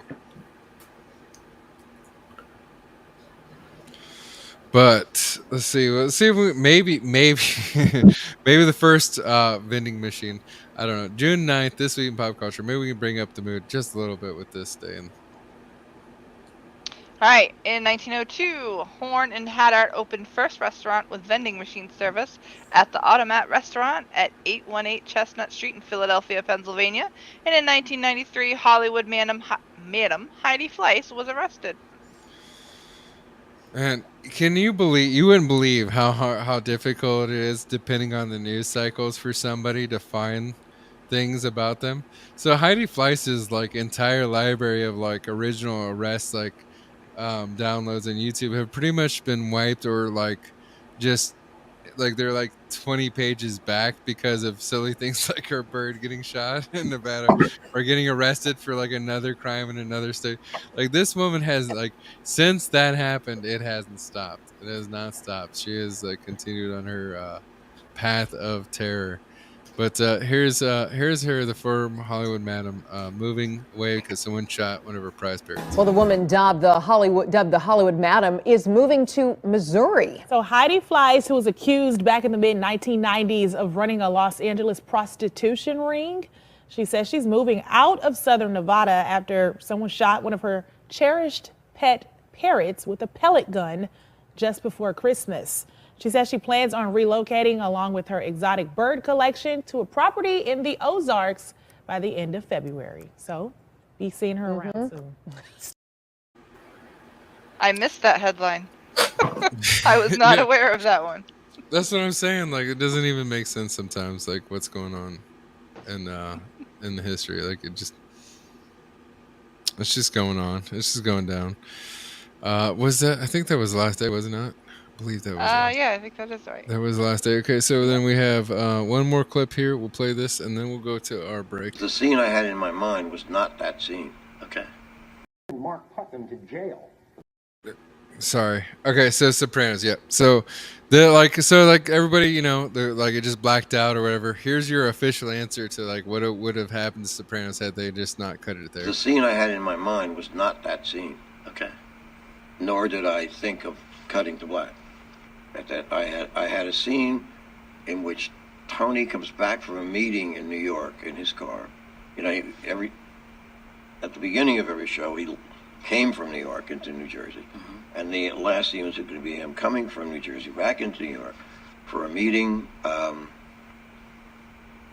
at which he was going to be killed. And when did the alternative ending first? Do you remember when it occurred to you? No. But not like it's not the kind of thing where sometimes I've spoken with showrunners who say, I know at the beginning exactly how my show's going to end, or by season 3 or whatever. It sounds like when you were writing, you like to stay 6 scripts ahead of where you were in the action. Yeah, but I think I had this notion. I was driving down Ocean Park Boulevard near the airport, and I saw a little restaurant. It was kind of like a shack that served breakfast. And for some reason, I thought, well, Tony should get it in a place like that. Why? I don't know. Right. That was like 2 years before.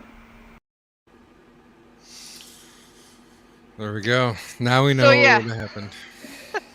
That was actually my bad, because we did have one more day, which was so because I was thinking today was Friday for whatever reason, but no, it was so what was it? You chose for Thursday, June 10th. In 2007, HBO's critically acclaimed multi-award-winning mob family drama The Sopranos ended with a sudden cut to black and silence, leaving many fans to wonder whether Tony Soprano was dead or alive. Wow. With that being said, this is the break point in the show. This is where we hit the button on the retro time machine. We give everyone a chance in the audience to, relieve their bladder, as well as the people on the panel, refresh your drinks, whatever. We're going to hit this button right now, and we're going to go back to nostalgia, and in like 6 minutes, we'll be back to the show for the interview, because we ran long, and I would like to put the last, half of the show focus on Mr. Pete Simeti and all his works. So with that, we'll hit this button right now, and I'll see everybody after this break. 10, 9, 8, 7, 6, 5, 4, 3, 2, 1, 0. I miss you, Mama. I miss the city, too. What if we sent you a little bit of your hometown? Now, how you gonna do that? White Castle hamburgers from back home. You can't get them out here. My folks sent them. Hey! Time to get White Castle! White Castle! You know, on my first date, we stopped at a White Castle. White Castle has the taste so people won't live without. Yes, well, it's hard to find work in commercials, so I ended up... Oh, Stan! Oh, dude, how's it going, man? Hey, you want to go upstairs and play hide and go seek? Hide and go seek, huh? Yeah, Stan, why don't you go upstairs and play with yourself? I don't believe that he's my future self. Yeah, but we can't be sure, so we better assume he is and never try that first marijuana cigarette, huh? No, I actually have a way to be sure. I'm going to cut off my hand. If he is my future self, then his hand will disappear. Stanley, you don't need to do that. He is your future self. But I have to know for sure. Don't be silly, Stan. You don't want to go through life without one of your hands. Maybe it's the hand I smoked that first joint with. Here I go. I'm gonna do it. Stan! Yes? Nothing. Go ahead. Randy! Ah! Ah! Oh my God, look! Ah! Why, his hand did disappear. He is you from the future. Oh, Jesus Christ, help me! That's weird because I didn't really cut off my hand. It was fake. Oh, look, it was fake in the future, too. Looks like you better really watch out for marijuana, huh, Stan? Hey, remember this? It's a 6140 Econoline, the original modern-day van. And here's a new original, the 7060 Econoline. It's changing van history again. Check it out. It's the only van with a strong separate frame. And they move the engine forward 18 inches for more freedom to move around than in any other van. And no matter how you trick up your Ford, there's lots of room for bags and boats and beauties. Us? No, these beauties! See the new Econoline at your California Ford dealer. The This is Merton Grundy. He was only small change at the bank, but recently he started to change his image. He got the newest design in vans, a Ford Econoline, which he did his own thing with. A wild and woolly paint job, and he customized Ford's spacious front room especially for his special friends. Get a Ford and do your own thing. At your local Ford dealer, he has what California drives.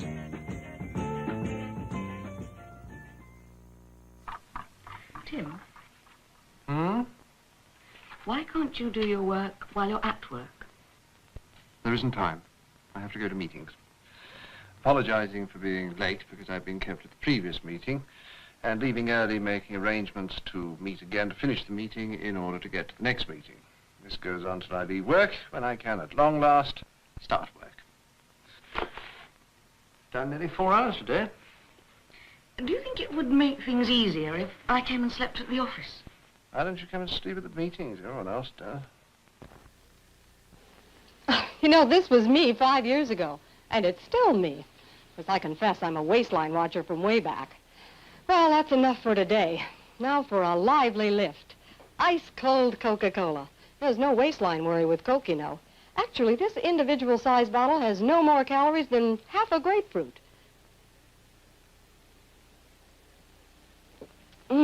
Another thing, the cold, crisp taste of Coke is so satisfying, it keeps me from eating something else that might really add those pounds. Coke's a natural, wholesome blending of pure food flavors. I guess that's why everyone likes the refreshing new feeling you get, only from not-too-sweet Coca-Cola. And no wonder. Lively, lifty Coca-Cola provides a welcome bit of quick energy between meals. Makes for a pleasant pause in a busy day. Oh, and remember, Coke is low in calories, too. Say, now, don't you get any thinner.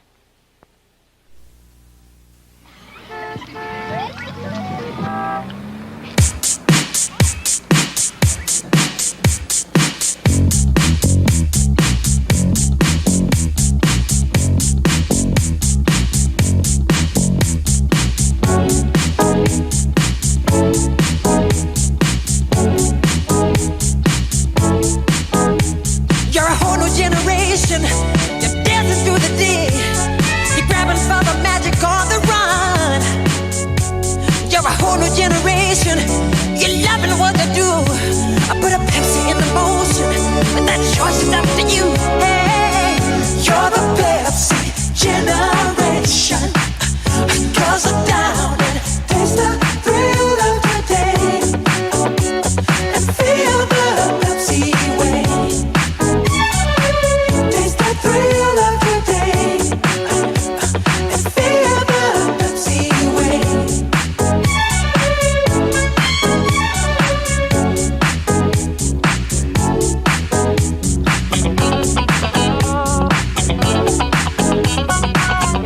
You're a whole new generation. You're a whole new generation. You're a whole new generation. You're a whole new generation.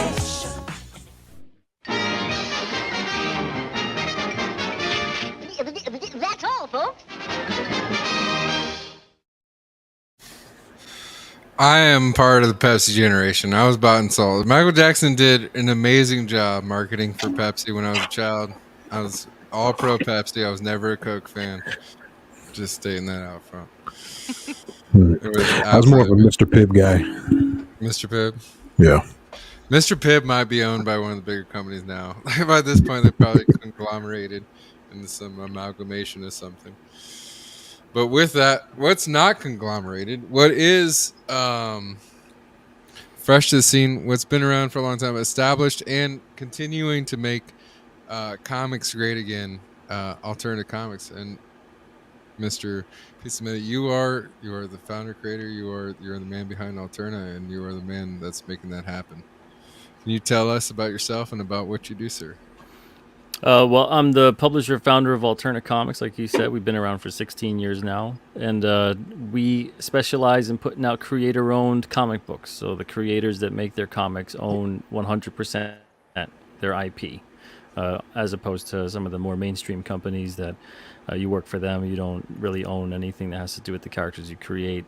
at Alterna, they own everything. So if they were to put out a T-shirt, a sticker, a movie, whatever that may be, they would reap the rewards from that in full, as opposed to being somewhere else. But we are independent. We're indie, as they say, and we're putting out newsprint comic books for $1.99 a piece. So these are comics that look and cost like they're about 30 to 40 years old. No, but it's all, but like stack. But this is the thing, though. This is like, you know how much like reading material I have for like the amount of money that I spent on this, as opposed to the stack that I have for even like properties like this, like Star Circuit, right? The amount of money that I have paid, like, and what I've gotten, like, and this is like, I mean, I've sent this many to my son at least, you know, and I got another like 2 more stacks over here. The amount of like the entertainment value is amazing. Like, it's just awesome. I like the fact that I can purchase. I like the fact that I can purchase That's books the Leaning off your Tower of website Alterna. in any kind of status. Well, that's the thing though, is like if I want to give them out, like if I'm, you know, think that a certain version is going to get roughed up or something, like I can go on your website. We don't have to buy mint copies. We can buy near mint copies. We can get some reader quality copies. I like that I can just easily buy them, and without a thought, I can hand them to someone else. If I think that this is a really great story, I don't have to think about like, oh, this is the only copy of this thing, and it'll never be produced, and I'll never be able to get this special. No, this is something that I can enjoy and I can share. And I can continue to share, you know, and I can easily do it. Like, and that's what I love about it. Like, it's at the perfect price point. Like, I can go to the comic book shop and buy myself one new Batman comic book, 22 pages that I'm probably not super happy with because of the certain climate that's going on now. Or I could buy like 5 alternate comic books, like no problem, and read it myself and hand out copies to other people. Yeah, we try to give as many options to the readers as possible. So like you said, we have them for $1.99 if you want them, you know, near mint or so, but you can get a reader copy for $1. Usually the reader copies are about 50% off. And then I don't know that I've seen a difference, to tell the truth, because I got some people just say that, recently, and I'm like, well, I don't see the difference. If you're the person that bought the near mint copy and I gave you a reader copy, you would then see the difference. Yep. Yeah, that's me. Yeah, you can notice the little wrinkles or the misplaced staple. Yeah. So we try to make sure that we give our near mint customers as near mint of a copy as we have. But yeah, most of the time people order them if they're in the fine condition where they're like 25% off, or if they're a reader copy at 50. A lot of the time people say, I can't see the difference. But it's there. Discerning customer. I mean, like the great thing about it is, I mean, I can do things like I can afford to buy a box of alternate comics and I can give them out at Halloween. There's ways, like I can disperse these things easily, and they're all amazing stories. Like you have perfected like the ability, like the new floppy. I think I mean honestly, there is from my kids love Unit 44. I like Gears and Gods. I like Log. I love. I'm waiting for King Cryptid to come out. I've like all the. It came out on Wednesdays. I've loved. Nice. Yeah. Now what makes me mad is that it came out on a Wednesday. Like I was a late comer to Alterna. Oh, you missed a couple of the early issues. Yeah, there's like 3 issues that I fucking want now that I have been trying to find. You might get lucky on eBay. Sometimes though, the issues are a pretty penny. I've seen them on there for like $40-$50 sometime. You know, between issues like 1 to 4. But sometimes you get lucky and it's someone that doesn't really know what they have, and they have it on there for like $5 and you can pick it up. But yeah, it's been great just working with a lot of the guys at Alterna too, because I love the stories that they're telling. I've said it before, but I'm a fan of all of the stuff that they make. And such a fan to the point that I don't want to purchase this comic at another publisher with their logo on it. I'd rather put out the book and pay for the print run. But it's something that I look for in terms of the books and the stories. I look for something that they could read.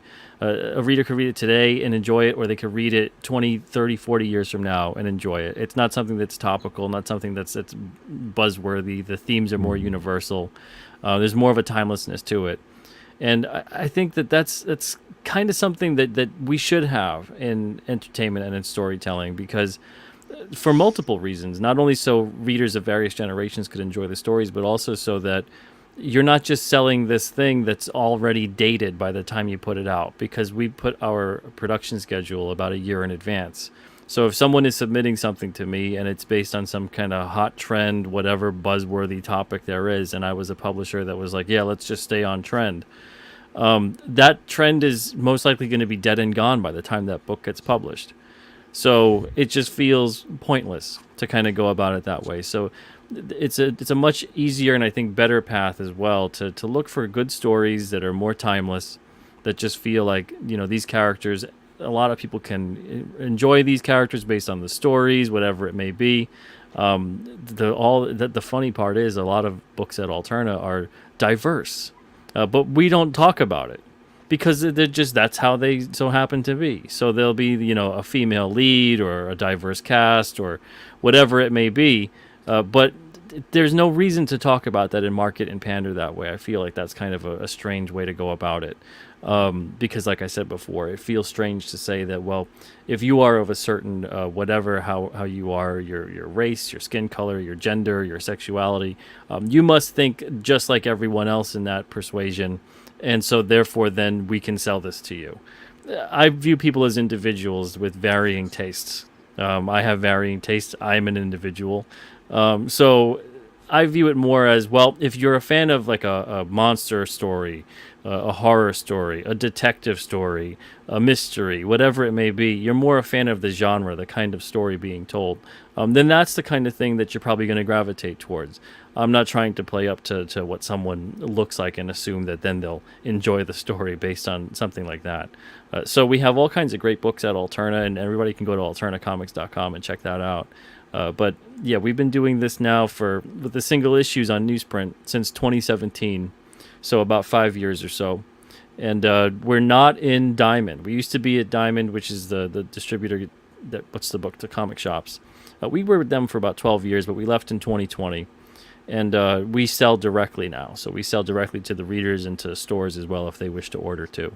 But it's been a great experience doing it this way. And we have pre-orders through IndieGoGo now as well. So everything that you order on the store pretty much ships out in the next business day.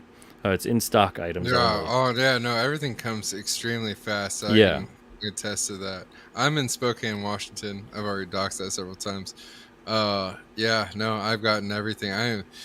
God, the one thing I wish is like, even if I had to pay extra and it was like considered a different version or whatever, like if I could just get a couple of copies of the goddamn, it came out on a Wednesday that I missed. Like it is killing me. And the other thing is I wish that your website listed like a complete alternate, like a completionist list that I could just download so that I could look around it, because I feel like there might even be stuff that I have missed that might be out of print but might be for sale somewhere. Oh, I mean, there probably is, and that's the thing when it's creator owned too. Once it's creator owned and the contract is over and they're out of contract and we're out of books, or sometimes we're not out of books and we just give them the rest of the books, we have to delist it from the site. So it turns into that kind of situation where there's been tons of graphic novels and different issues that we've published that are no longer listed on the site. But if you were to probably maybe look up something on Amazon or any other kind of site like that, even eBay sometimes is helpful with things like that. You probably can find a bunch of the things we've published. I like the fact that I can purchase things in different conditions. I can find single issues that I can buy, bundles. You got some mystery bundles. This is something that I haven't grabbed yet. But I was thinking about it because every time I get on the site, I've been shopping for like very specific things. But I like the fact that we have a cool grab bag. Again, I think that most of these stories are pretty pretty well written, where it's not every single one is it necessary to like have all the issues. I guess like a lot of them are decently self-contained where you can just enjoy them. Mhm. And I would encourage anybody to jump in. I don't know, Alterna, like at any point at all, because once you get in there, you're gonna get hooked. And then you start finding out all the secrets, like the Wolf and Betsy. Like, oh, you need this. It came out on a Wednesday, so you can get the complete Wolf and Betsy stories, things like that. And I like that. I like the fact that I have to track down and like there's something to do. Like it gives me energy. Like it makes me excited to like look through the products and stuff. Yeah, we try to keep that old school comic book fun here at Alterna, and that's kind of one of the things too. Even in the series that I'm working on with King Cryptid, it's largely self-contained issues, but we're gonna have editors' notes that reference previous issues when there's certain plot points, in case you want to check out and learn more about that plot. All kinds of different fun things like that. Even now we're starting to do reader reward exclusives as well, where some of the readers, if they'd like to cut up cover stamps in the back of the book and mail them in once they've accumulated so many, they can actually get some pretty rare I've debated stuff. So I've debated this. I was like, do I buy 2 copies? I was sitting there thinking like, should I buy 2 copies? Do I want to clip it? Because if I clip it out, then I got the fucking clipped edition. And I'm like, but like there's things like. Well, that's again why we sell the reader copies too. So if you're smart about it, you go about getting the reader copies, and then you can have your own other copy. I mean, you could literally purchase 2 near mint copies, and it's less expensive than 1 copy at most other publishers. But if you purchase the 2 reader copies and you keep 1 for yourself and you clip 1 out, it doesn't take very long to accumulate. So you can always think about it like that. Purchasing 2 of the near mint copies, I don't know if you want to go that route, but purchase the reader copy. No, You can, I would admit I get the best quality, whatever's available is what I get. And then if there's signed copies, I have a couple of signed Pete Simeti copies that I have put away. Those ones are continue, like they stay bagged and boarded. The other ones, like I like it. I like the fact that Alterna is reader copy, that I can, for the most part, replace the majority of the books. That there will be another print run and I can hand them out. But one thing is that you said it comes out on a Wednesday. These anthology copies, they don't. These don't get reprinted, right?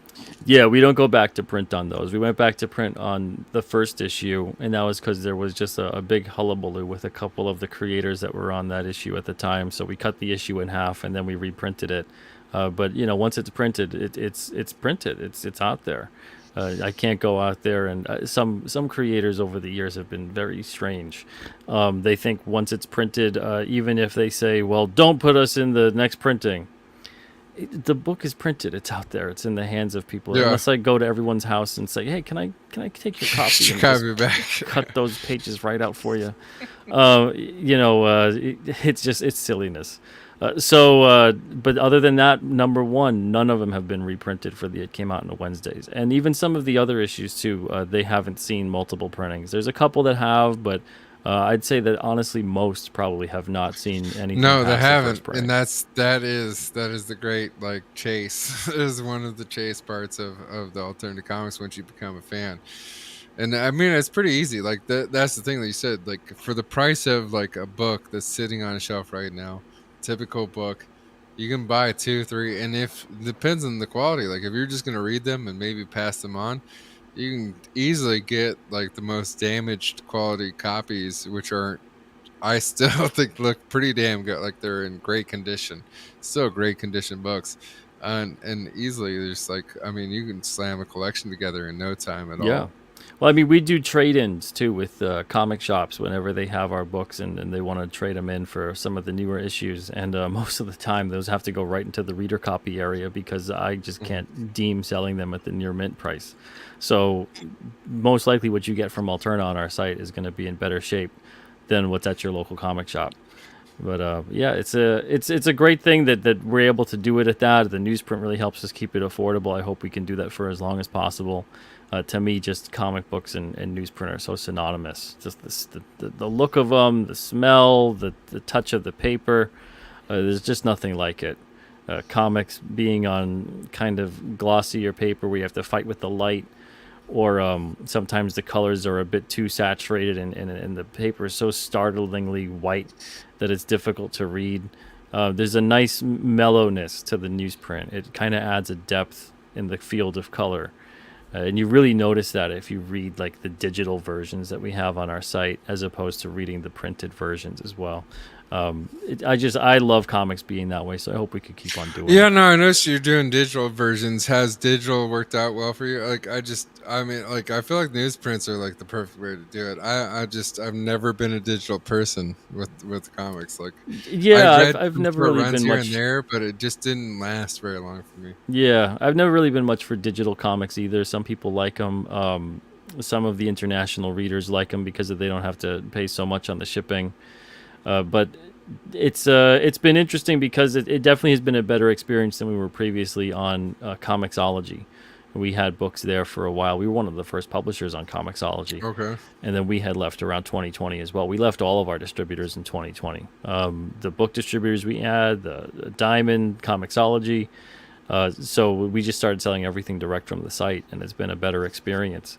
And then incorporating IndieGoGo into everything as well has been really great too. If we could figure out some way to, IndieGoGo is not without its imperfections, but if we could figure out some way to do crowdfunding specifically straight from our site, that kept everything still just as fun as it is on a site like IndieGoGo, I think we would probably go that route as well. But that's maybe a couple of years out from now.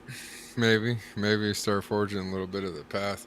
One of the properties that might do it is this one, King Cryptid, 1 through 4. Now you've written this is one of your works, and you've already written the property that's turned into a featured film. So yeah, it's called the Chair, and it's actually on Tubi and a couple other places too. You can also get the Blu-ray on the website, but it's unfortunately it has the sad milestone of being Roddy Piper's last feature film before he had passed away. Well, at least you have Roddy Piper in there, though. I mean, Roddy was great, though. He was awesome. Fantastic. And it was great, too, having him in the movie, because it's not one of those things where he's in it for 2 minutes and we just say, oh, Roddy Piper was in the movie, because there's a lot of movies that are like that with certain actors. Roddy's in a lot of the movie. The plot kind of revolves around his character with 2 other characters as well. But he was fantastic. He was just such a great dude. Really, really nice guy. And it's one of those things with Roddy that I really, really was like a Roddy Piper fan when I was a kid. I loved him as a wrestler. I loved him in They Live. And it was kind of like, do I really want to put him in a movie? And then he's like a big jerk. And it kind of just ruins everything, you know? And not a jerk in like a fun way of like, oh man, that's so Roddy Piper. But just like a big a-hole. And he wasn't. He was just the greatest guy. Such a nice guy. We had several conversations, and he would call about ideas for the character, and he's like, look, I just want to put it past you because I don't want to disrespect you and the fact that you created this character. I'm like, wow, that's crazy. He was one of the only actors to do that on the movie. To actually have those conversations and call up and treat it like that. And then most of the time the conversations would turn into him, you know, asking me about my background and my family and, you know, my interests, and him talking about his family. And it would just have like these nice, like, you know, 1 to 2 hour conversations on the phone. And it's so great. I didn't get a chance to meet him because he was in the area around like April or so. And I couldn't connect with him at the time. And he's like, oh, don't worry, we'll connect in the future, brother. All the best. And then by July, I think the end of it, I think July 30th, I think is when he had passed away that year. So unfortunately, I never got to actually shake his hand. We just had to have phone call conversations and things like that. But he was so great. No, that's pretty cool. I mean, that could almost be its own little thing, little documentary, like letters between... I don't know. Roddy Piper is one of the wrestlers I grew up with. He is one of the people that I really appreciate. I think that it's very cool that you were able to turn a comic property into a feature film and put someone like Roddy Piper in there. And that's, you know, one thing I have to say is every like interview I read about him or heard about him or heard someone say anything about him is that he's been a consummate professional. So I think it's very cool that he has that legacy. I think it's cool that he was able to do that with you. And because you're out here creating things and making things continue to move, and I think that's like one of the most important things that we have in society. There's a lot of complaining, and that's fine. Like, it's fun. Like, everybody, can pile on something that's terrible, but it takes a lot more to successfully, like, on a real level, distribute like content, like make new content that people are really into, and that's what you're doing every day. We have a website, we have several properties. I mean, there's books. I mean, they're chase books, they're books that become movies, and now we have King Cryptid, and I'm pretty stoked. King Cryptid is like it's kind of a passion project, I guess, for me, and something I'm going to be doing the rest of my life. The Chair was a story that I wanted to make. King Cryptid's a story that I have to make. I have seriously, it says it on the website on the campaign, but I'm dead serious. I have over 100 issues of stories to tell with this series, and I'm going to be doing it.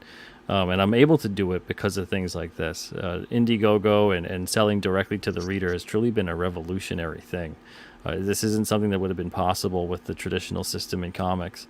And the whole series, in large, it revolves around a supernatural, a war brewing between the supernatural world and the mortal world of humans. And King Cryptid's kind of getting sucked into it. He's a 500-year-old cursed immortal. He used to be a human being, used to be a man, but now he's this cursed creature. We find out more about him as we go along with the series, but it dives in, no pun intended, with the Behemoth, who is a human hybrid formed of the genetic material of the legendary Mothman. So he starts off with issue 1, and the biggest reason too is for those that are aware of like the Mothman and the story of that cryptid, is that he's kind of also seen as like a harbinger of doom in a way. So he kind of brings about this whole thing to King Cryptid's world, where now all of a sudden things start to go kind of not as pleasant as they were before, and they start to suck him into this turmoil that's been brewing for a while. He's been up in the White Mountains of New Hampshire. He's kind of had a peaceful, seclusive type of life for about 30 or so years. The last sighting of him was like in the early 90s. And now, all of a sudden, he's thrust back into the world, and he's feeling like he has to do something about what's happening. Before that, I mean, King Cryptid was around for such a long time. Like I said, he's about a 500-year-old immortal. So there's different points in time where we're going to tell certain stories. So there's going to be stories that revolve around like the Revolutionary War, things that take place in certain points in time that reference like the Civil War. So there's going to be all kinds of flashback issues like that involving cryptids and the different things that are occurring at certain points in time. But the thing with King Cryptid is that the first 100 years or so of his curse, he was in a feral, ravenous beast state where he was just like a killing machine. So all these kinds of legends and stories grew around King Cryptid, where he wasn't referred to as King Cryptid at that point in time. He was referred to, and if I say the full thing, it would give away a big plot point, but he was like the beast of, and it would be a certain place. So we find out more about that in a couple of years from now in terms of what exactly had occurred. But King Cryptid is called King Cryptid not because he's the king of the cryptids, but because when people have seen him and they spot him, they notice his silhouette. They notice what he looks like. So similar to Bigfoot and other kinds of cryptids where they're kind of described basically how they look, and that's their name. King Cryptid is that similar thing. He's got this crown of bone, so you see that silhouette, and he's got kind of this caped thing going on. But King Cryptid's real name, and this is something that's very dear to him, and it's one of the only things he can remember from his humanity, is Crowan, Krowan. So while he kind of just, puts up with the fact that he knows he's being referenced as King Cryptid, his real name is Crowan. So anyone that's close to him or starts to get to know him, because the character does talk, he introduces himself as that. So there is kind of this other side, this human side to him. But those first 100 years or so, when he was deep in that curse and he was this feral beast, his humanity was still on the inside. But he was powerless to do anything about his monstrous, beastly nature, being this killing machine in a way, doing horrible things that he was just couldn't stop at all. So imagine like living with that you're killing people, you're eating people, you're doing horrible things to animals, and you're compelled to do it. You can't stop it, but on the inside, you're still you. You still know this is wrong, this is horrible, and you can't stop any of that. That was his curse. So that was what he was supposed to live with for pretty much all of eternity. But when he met a Wampanoag shaman, they had recognized that who this was through stories, and they had helped him out. So they restored his humanity with this enchanted moonstone that is embedded into his crown of bone. And that kind of brings out his inner person, his inner self, and rests him a bit psychically. It also gives him these enchanted kind of, empowered abilities. So it creates he creates a different kind of rapport with the moon where his powers ebb and flow. So he can get super powerful on the night of a full moon. He kind of loses a lot of his power on the night of a new moon. And also he has psychic ability with cryptids and with animals as well. So there's a lot to the character in terms of different things that can occur. He becomes very vulnerable on the night of a new moon, whereas before when he was in a feral state, he wouldn't have been quite as vulnerable. But there's a trade-off all the time with any sort of stuff like this. It's always kind of like that Faustian bargain. So he's trading off to get his humanity back.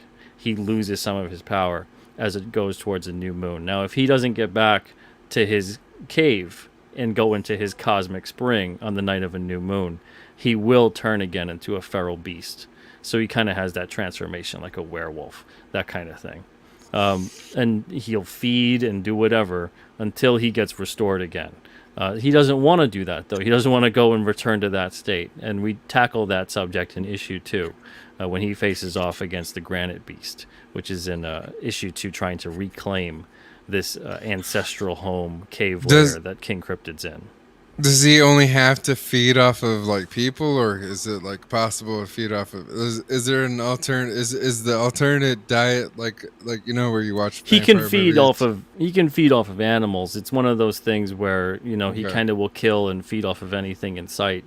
But if he does spot people or campers, hikers, whatever it is, at that point in time, he's gonna kill them. Okay. So while the character is not a villain whatsoever. The character is rather heroic. He does have this ability to turn into this monster, to turn into this beast and become this uncontrollable thing. But he tries to avoid that at all costs. So King Cryptid, because of the fact that he spent those 100 years in that cursed state, and even though it wasn't really his fault, he's been on this road to redemption ever since. So he's trying to constantly do things to make up for and atone for the horrible things that he did when he was under the full strength of that curse. Amazing. Miss Amanda B or Eric the Guapo, do you have any questions for Mr. Pete Simeti while we're live here? I know that I can say I'm pretty excited about it because I've backed this campaign three times. Yeah, 3 times. I think I've backed twice. To be honest. Yeah. Well, I had to get the Roquefort card. Yeah, we had 10 of those, and they went in like 5 minutes. Yeah. Amanda's always stealing those Roquefort sketches from everyone. I limited myself. Ken does a great job with all the King Cryptid stuff. Yeah, he does an awesome job. But yeah, it's been awesome working on this series too with the artists involved. There's 4 different artists with the 4 different issues. Every issue is going to have a different artist, and we'll bring back some fan favorites, of course, as time goes on. I think that's a great idea. Yeah, I think that and this build your own bundle. The build your own bundle is like one of the coolest things because you literally can just pick whatever. Like, I mean, the bundles themselves are great. I don't know why anyone wouldn't just go with those, especially if you have like large stacks of Alterna books. But for sure, like if you are like a very distinctive customer, this like starts with $1. It's $1 starts it, and you just start building it up. And the dollar goes right back into shipping, so you're actually not even spending an extra $1 to do that. And in all honesty, I'll say it right here. This is the first time that I'm talking about it, but The Alterna campaigns are going to be like that pretty much from now on. So it's going to have a build your own bundle, then it's going to have the bundle of the new comics, and then it's going to have a digital bundle and just 3 rewards, 3 perks, and then everything. Go and get the access with the build your own bundle, and you can create your own thing. Because I'm finding that a lot of the readers, whether it's through getting a custom on the site or whatever else it may be, they build their own bundles anyway. Yeah. So and I'm grateful for it, because I hate putting together bundles and thinking like, should this go in there? Should that not go in there? So it's a lot easier for everybody. And this way they can just have direct access to that kind of stuff. I mean, I wish there was just like an alternative catch-up tier. I almost on the website, like I've seen different bundles, and I was like, but I don't even have a list. I was sitting there. I've been trying to construct a list so I could see if I could figure out like how far behind I am and where I need to catch up on all the titles. Because like it literally started with like I was just saying like I'm gonna buy this one. And then I was like, oh, this is pretty cool. Gears and Guys is pretty cool. And then I bought Mighty Mask. And I was like, oh, that's pretty cool. And then, you just keep going. Like, eventually you're just like, you know what? Everything has been pretty good. I'm just going to kind of click around here and just fill up this cart, because $2 a pop, like maximum, is really like, it's not, unless you're buying the giant issue. And the giant issues are amazing. Too. Yeah. No, because that's the other thing. The more books you buy, the more it's worth the shipping. Mm-hmm. It's just worth it, because you're just gonna get a great big box from Alterna that's gonna make you super happy in the mail when you get it. And you're like, oh, look what I got! Look at this giant, awesome bundle.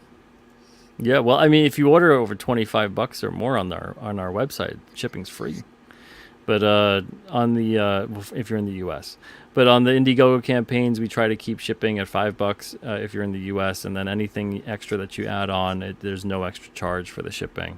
But on this particular campaign with King Cryptid, it's one of the first kinds of campaigns where we're doing it that the issues are being truly funded by the campaign. So the other ones are like these pre-order campaigns where issues are done, they're ready to go, they're ready to print as soon as the campaign ends. This one, we're in the process of finishing the creation of the book, and I'd say we're probably about halfway through, because most of the art is done. And then some of the coloring needs to get done on issue 4, and then issue 1, some of that needs to get done as well. But then other than that, I just have to letter it and finish the writing on it, and that's it. And these guys are really, really quick, and the artists have been awesome to work with. Christian Rossi, Alex Jovich, Nick Hunter, and Keir Covington. These guys have been great. It's been a joy to work with them. Yeah, I don't know if you noticed, but I believe Keir stopped by earlier. Yeah. And said hi, yeah. One of the things that I love is the fact that Alterna Comics does the ads. That when we do these campaigns, that you can advertise. I've been thinking about like putting together a nice Outcast Owls like retro like logo kind of thing for the YouTube channel, and possibly doing it. I have a couple of friends that are in the music business as well. That I thought would be pretty cool. I think it would be pretty cool, because it's guaranteed like 422 unique individuals that you could advertise your product to. Well, that's at the very least too, because also then we put the issue up eventually on the pre-order campaigns with Alterna, and then they go on the website, and then they kick around over there, so they discover a new audience every single time, because there's a bunch of people at Alterna that read the books that they never order from the IndieGoGo campaign. They wait till it's on the website, and then they ship out. So there's all kinds of different points in time where if you're going to become an advertiser, where you're actually going to get the most for your advertising dollar here. So you want to think, and I've said this before, but if anybody ever advertises with us, make sure to do something that's evergreen, something that's going to be around for a while, your website, your product, whatever it may be. Advertising something that's very date specific, you're going to lose a lot of the potency of those ad dollars. So you want to make sure that you actually put something through that someone can look at a year or 2 from now and still go to that website or find your book or whatever it is. Whereas if they see, oh man, that campaign, that was like 2 years ago. Oh man. If they see that, they're not going to really bother. But make sure that you advertise in an effective way like that. We only have one more ad spot on this campaign too. That's it. Cover. There is inside front cover. That's you like had 75 2, bucks. this morning or yesterday? Yeah, they're gone now. Yeah, it's only one ad that's left. It's the inside front cover of number 4. I'm gonna have to make some phone calls. Hopefully nobody does anything in between that time frame.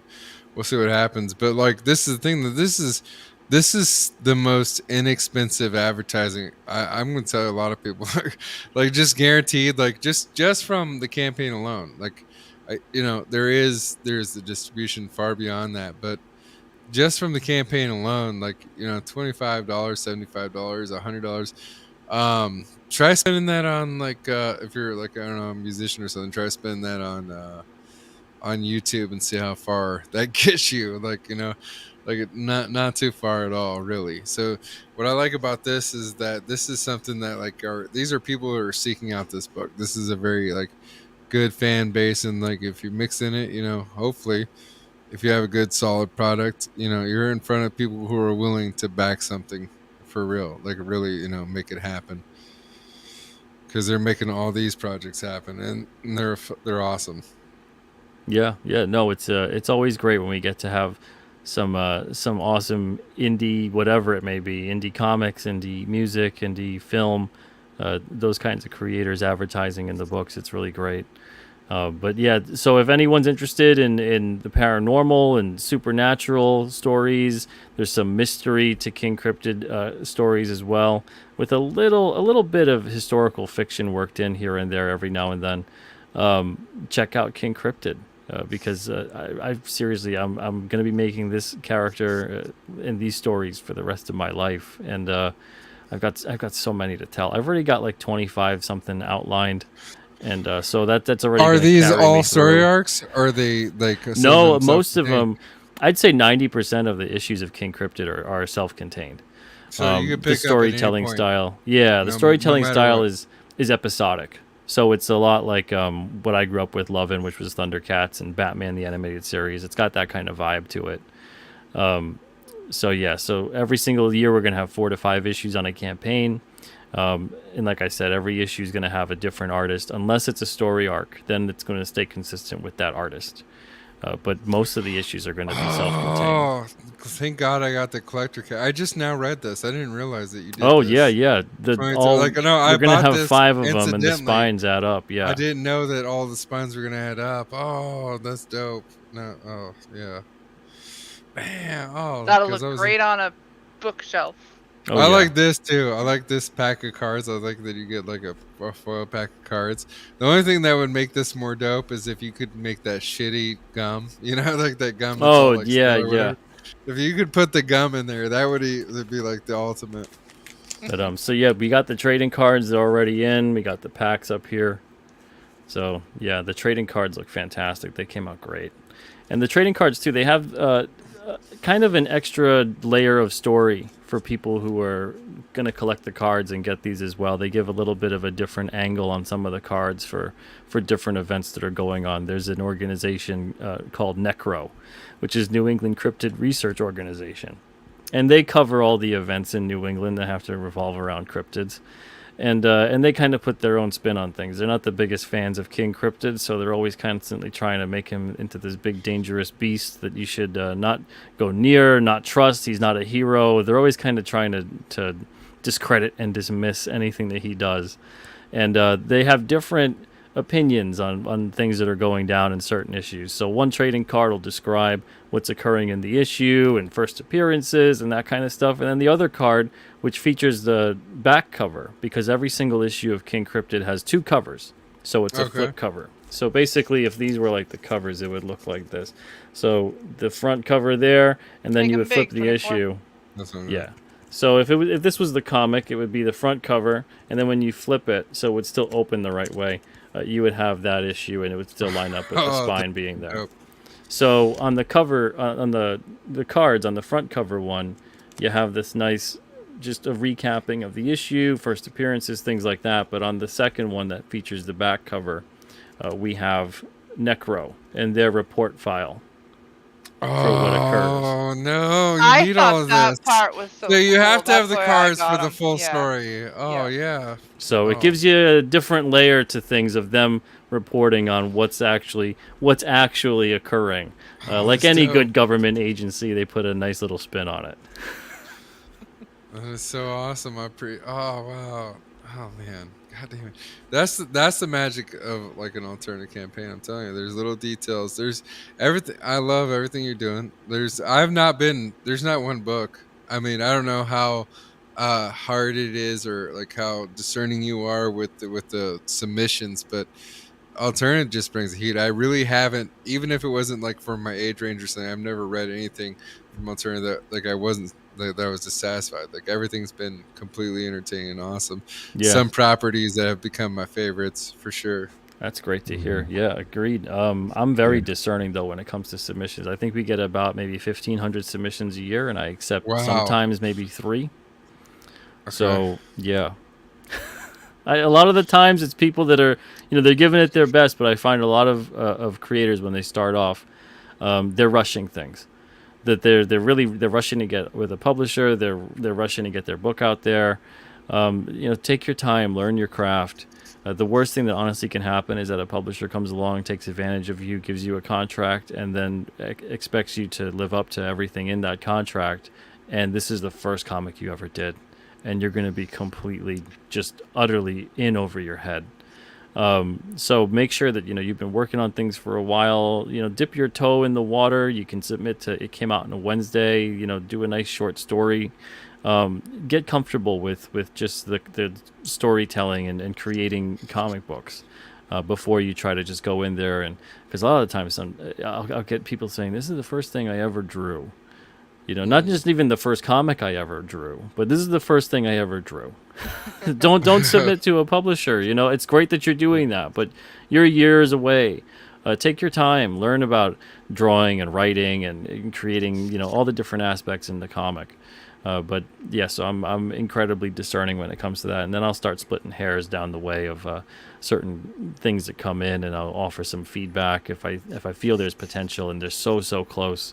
And we get down to the nitty gritty with production schedule and whatever. But yeah, out of like 1,500 or so submissions that come through on average every year, about maybe 3 gets. One of those submissions that I'm really excited about is Unit 44, because I did hear you on the great Don Chen channel doing an interview, and you said that they're going to go to that's going to be a self-contained thing. We're gonna have so every single issue, stories. It's perfect. And I'm stoked for that. That's like it's like a X-Files almost. It's I love it. I like that kind of thing. It's something that it's something I can share with my son. I love the fact that I can share these things with people. I think that's like one of the strongest things about like Alterna is that there's so many properties. There are properties that are more adult or whatever, but there are plenty of properties that are entertaining to adults in a real way, like really entertaining, and they're also, you can hand them off to your kid. You can easily like build a collection. You can go on the Alterna site every couple of weeks, or now that we have quarterly campaigns, if you can really get into like a cool collecting thing and get back to like the basis of that fun stuff that you would do with family members, with your dad maybe, or an uncle or a grandfather or whatever that was like into something like cool or particular. Like here it is, and there's a variety of stuff. I love it, man. I love it. Thank you, man. Yeah, we got something for everybody at Alterna. And that being stated, I have purchased some retailer bundles of alternate comics. So here in the future, when those bundles come in, I will be distributing those as giveaways. And one of the first giveaways, because I did grab a couple of extra copies of it, came out on Wednesday, number 11, will be 2 copies. And I think one of these ones is signed by you, Mr. Simeti. We'll be giving away those in the future because that's the kind of thing we want to support. We want to support people who are making it happen or creating new entertainment. There's a lot of negative out there. It's really difficult for people to create, and you're creating on it, like always creating. And that's what I appreciate the most about you, is you're making things happen. Oh yeah, I mean, there's every single day I see creators making new characters, new stories. The mainstream, they want to convince you that no one really likes new stories, new characters. The only way that you can get something new is to revamp the old one and slap a new coat of paint on them. And the new coat of paint, unfortunately, is usually a gender, skin color, sexuality, whatever it may be. It's so cheap, and it's so just I don't know, it's such in bad taste. But at Alterna and all the other indie creators out there, they're making new stuff every day. It's great to see. You could sell me all that stuff. Like you can sell me a female. It's not like it like I don't have to have a female lead. It's just like just do it in a way that makes sense. Just make it make sense, and that's what Alterna is doing. Is making things sense. Eric, would you like to ask Pete any questions before we finish up this? No, I don't have really any questions. You'd like to say anything? I follow Pete very religiously, so I kind of I'm tuned in to Alterna. Right Yeah, Eric's always around. Really appreciate it. Man, Eric actually, a little bit of trivia for those that don't know. Eric actually owns the first drawn up character sheet of King Cryptid when I was just kind of working out the character. Yeah. You son of a bitch, you got on the ground level. On that ground level.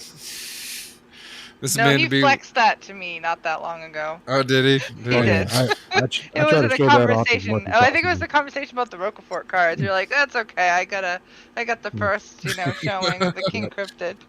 You got a Roquefort piece, but I got an original Pete Simeti. So. The first, though.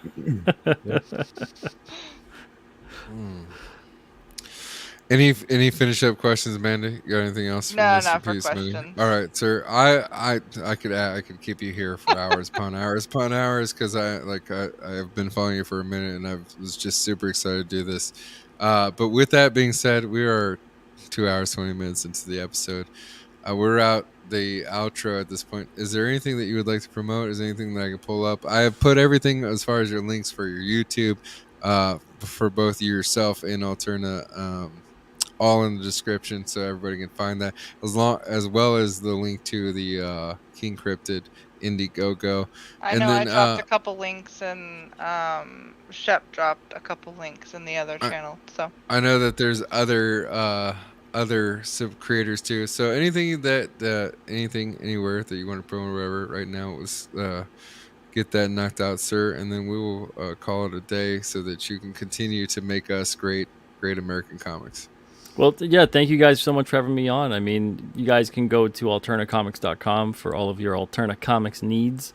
We have quarterly campaigns that start on the first day of every season. So they start on the first day of spring, first day of summer, that kind of a thing. Right now we have the summer campaign in pre-launch mode, so you guys can sign up for that. If you sign up, you get an Alterna foil trading card, which is a parallel set. Those are all dope. All of the foil ones they've been so great. Dope. And so it qualifies you to get that when you become a physical perk backer on the campaign. And that campaign launches June 21st, the first day of summer. And King Cryptid right now is up on IndieGoGo. The first 30 days will end in about 2 weeks, and then we'll have the next 30 days. A bunch of rewards. The perks are coming down after the first 30 days, and then a couple of new ones are going up. So stay tuned for that. I'm going to be putting updates out there and letting you guys know which ones exactly are coming down after the first 30. But seriously, if you're into the book, if it sounds interesting to you, fantastic. I hope you guys check it out. I hope you guys give it your support. And if not, if the book doesn't sound good to you, if it doesn't sound anything interesting to you, that's fine too. I mean, we're all into different things. I'm not here to tell people and poo-poo the things that they're interested or not interested in. That's not our way here at Alterna. We welcome everybody and all the varying tastes that you guys have. So thank you so much for just giving us your time and giving us a shot. We really appreciate it. Thank you, sir. I appreciate it so much for you coming on. With that, we're going to play 216. Hang on 1 second before you go out. Don't forget our other panel guest. I don't know, he's muted at the moment, but he does have a YouTube channel that should be in the description. And what do you do on your YouTube channel, Eric? I just do reviews on comic books, mostly the indie scene and within Comixgate. But every once in a while, I'll do like a mainstream book. But yeah. This past month, I haven't done any reviews because it was the last day of school. I had to grade finals and do the final grading and all that stuff. But I'm starting to back up this Saturday. So yeah. Awesome. Miss Manby, you want to tell everybody where we can find you real quick before I call this out? Oh, I'm just around. I'm here Thursdays. I'm here Thursdays with you. Saturdays usually with Eric over on Leroy's channel where we talk about Comixgate stuff. We let's see, first Fridays of the month with the Uncorked ladies, which Mrs. Goodstuff, who's in the chat, and then Sundays we tend to review some IndieGoGo campaigns. But I know this Sunday I have some other plans, so it won't be happening this Sunday.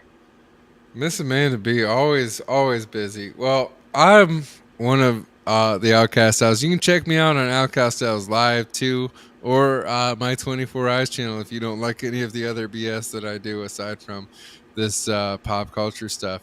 But one of our owl friends, one of our tribe, is Mr. 216A from Cleveland, and he made a new song for us, and this is going to be our outro for tonight. Thank you, Mr. 216A, for all of your things. Thank you, everyone, for being on the panel. Pete Simeti, I thank you. I adore you, sir. I appreciate you coming on tonight. I love the work that you do. With that, we're gonna play out 216A. Yeah, Outcast Owls. We out here, Skeletors of God. Lucifer. Yeah, 24. And many more. Bitch, we don't play no shit, and I'm toxic. Heart full of pain, I was made by the nonsense. No cops, ain't nobody finna stop shit. Welcome to the land, motherfucker, we obnoxious. We don't play no shit, and I'm toxic. Heart full of pain, I was made by the nonsense. No cops, ain't nobody finna stop shit. Welcome to the land, motherfucker, we obnoxious. It's like I'm waking up from a bad dream. Negative thoughts flow, it's a bad stream. I'm anticipating the day when revenge comes to fruition. I'm still stuck in my ways. You a lame if you ain't fucking with Zay. I'll drop an EP just to keep all my haters at bay. If you sleeping, I ain't sorry that I'm not your cup of tea. Outcast Owls watching, don't you ever come for me. Skeletor 24, Lucifer is with me. Put a hater on blast if he acting shifty. 100 in the chat, yeah, it's humbling. All up in your biz like a bumblebee. Your career tumbling. I'm passing the ball and they started fumbling. I'm passing the mic and they started mumbling. You want it done right, do it yourself. But you can meet me by the lake, Snake River is hell, let's go. We don't play no shit and I'm toxic. Heart full of pain, I was made by the nonsense. No cops, ain't nobody finna stop shit. Welcome to the land, motherfucker, we obnoxious. We don't play no shit and I'm toxic. Heart full of pain, I was made by the nonsense. No cops, ain't nobody finna stop shit. Welcome to the land, motherfucker, we obnoxious.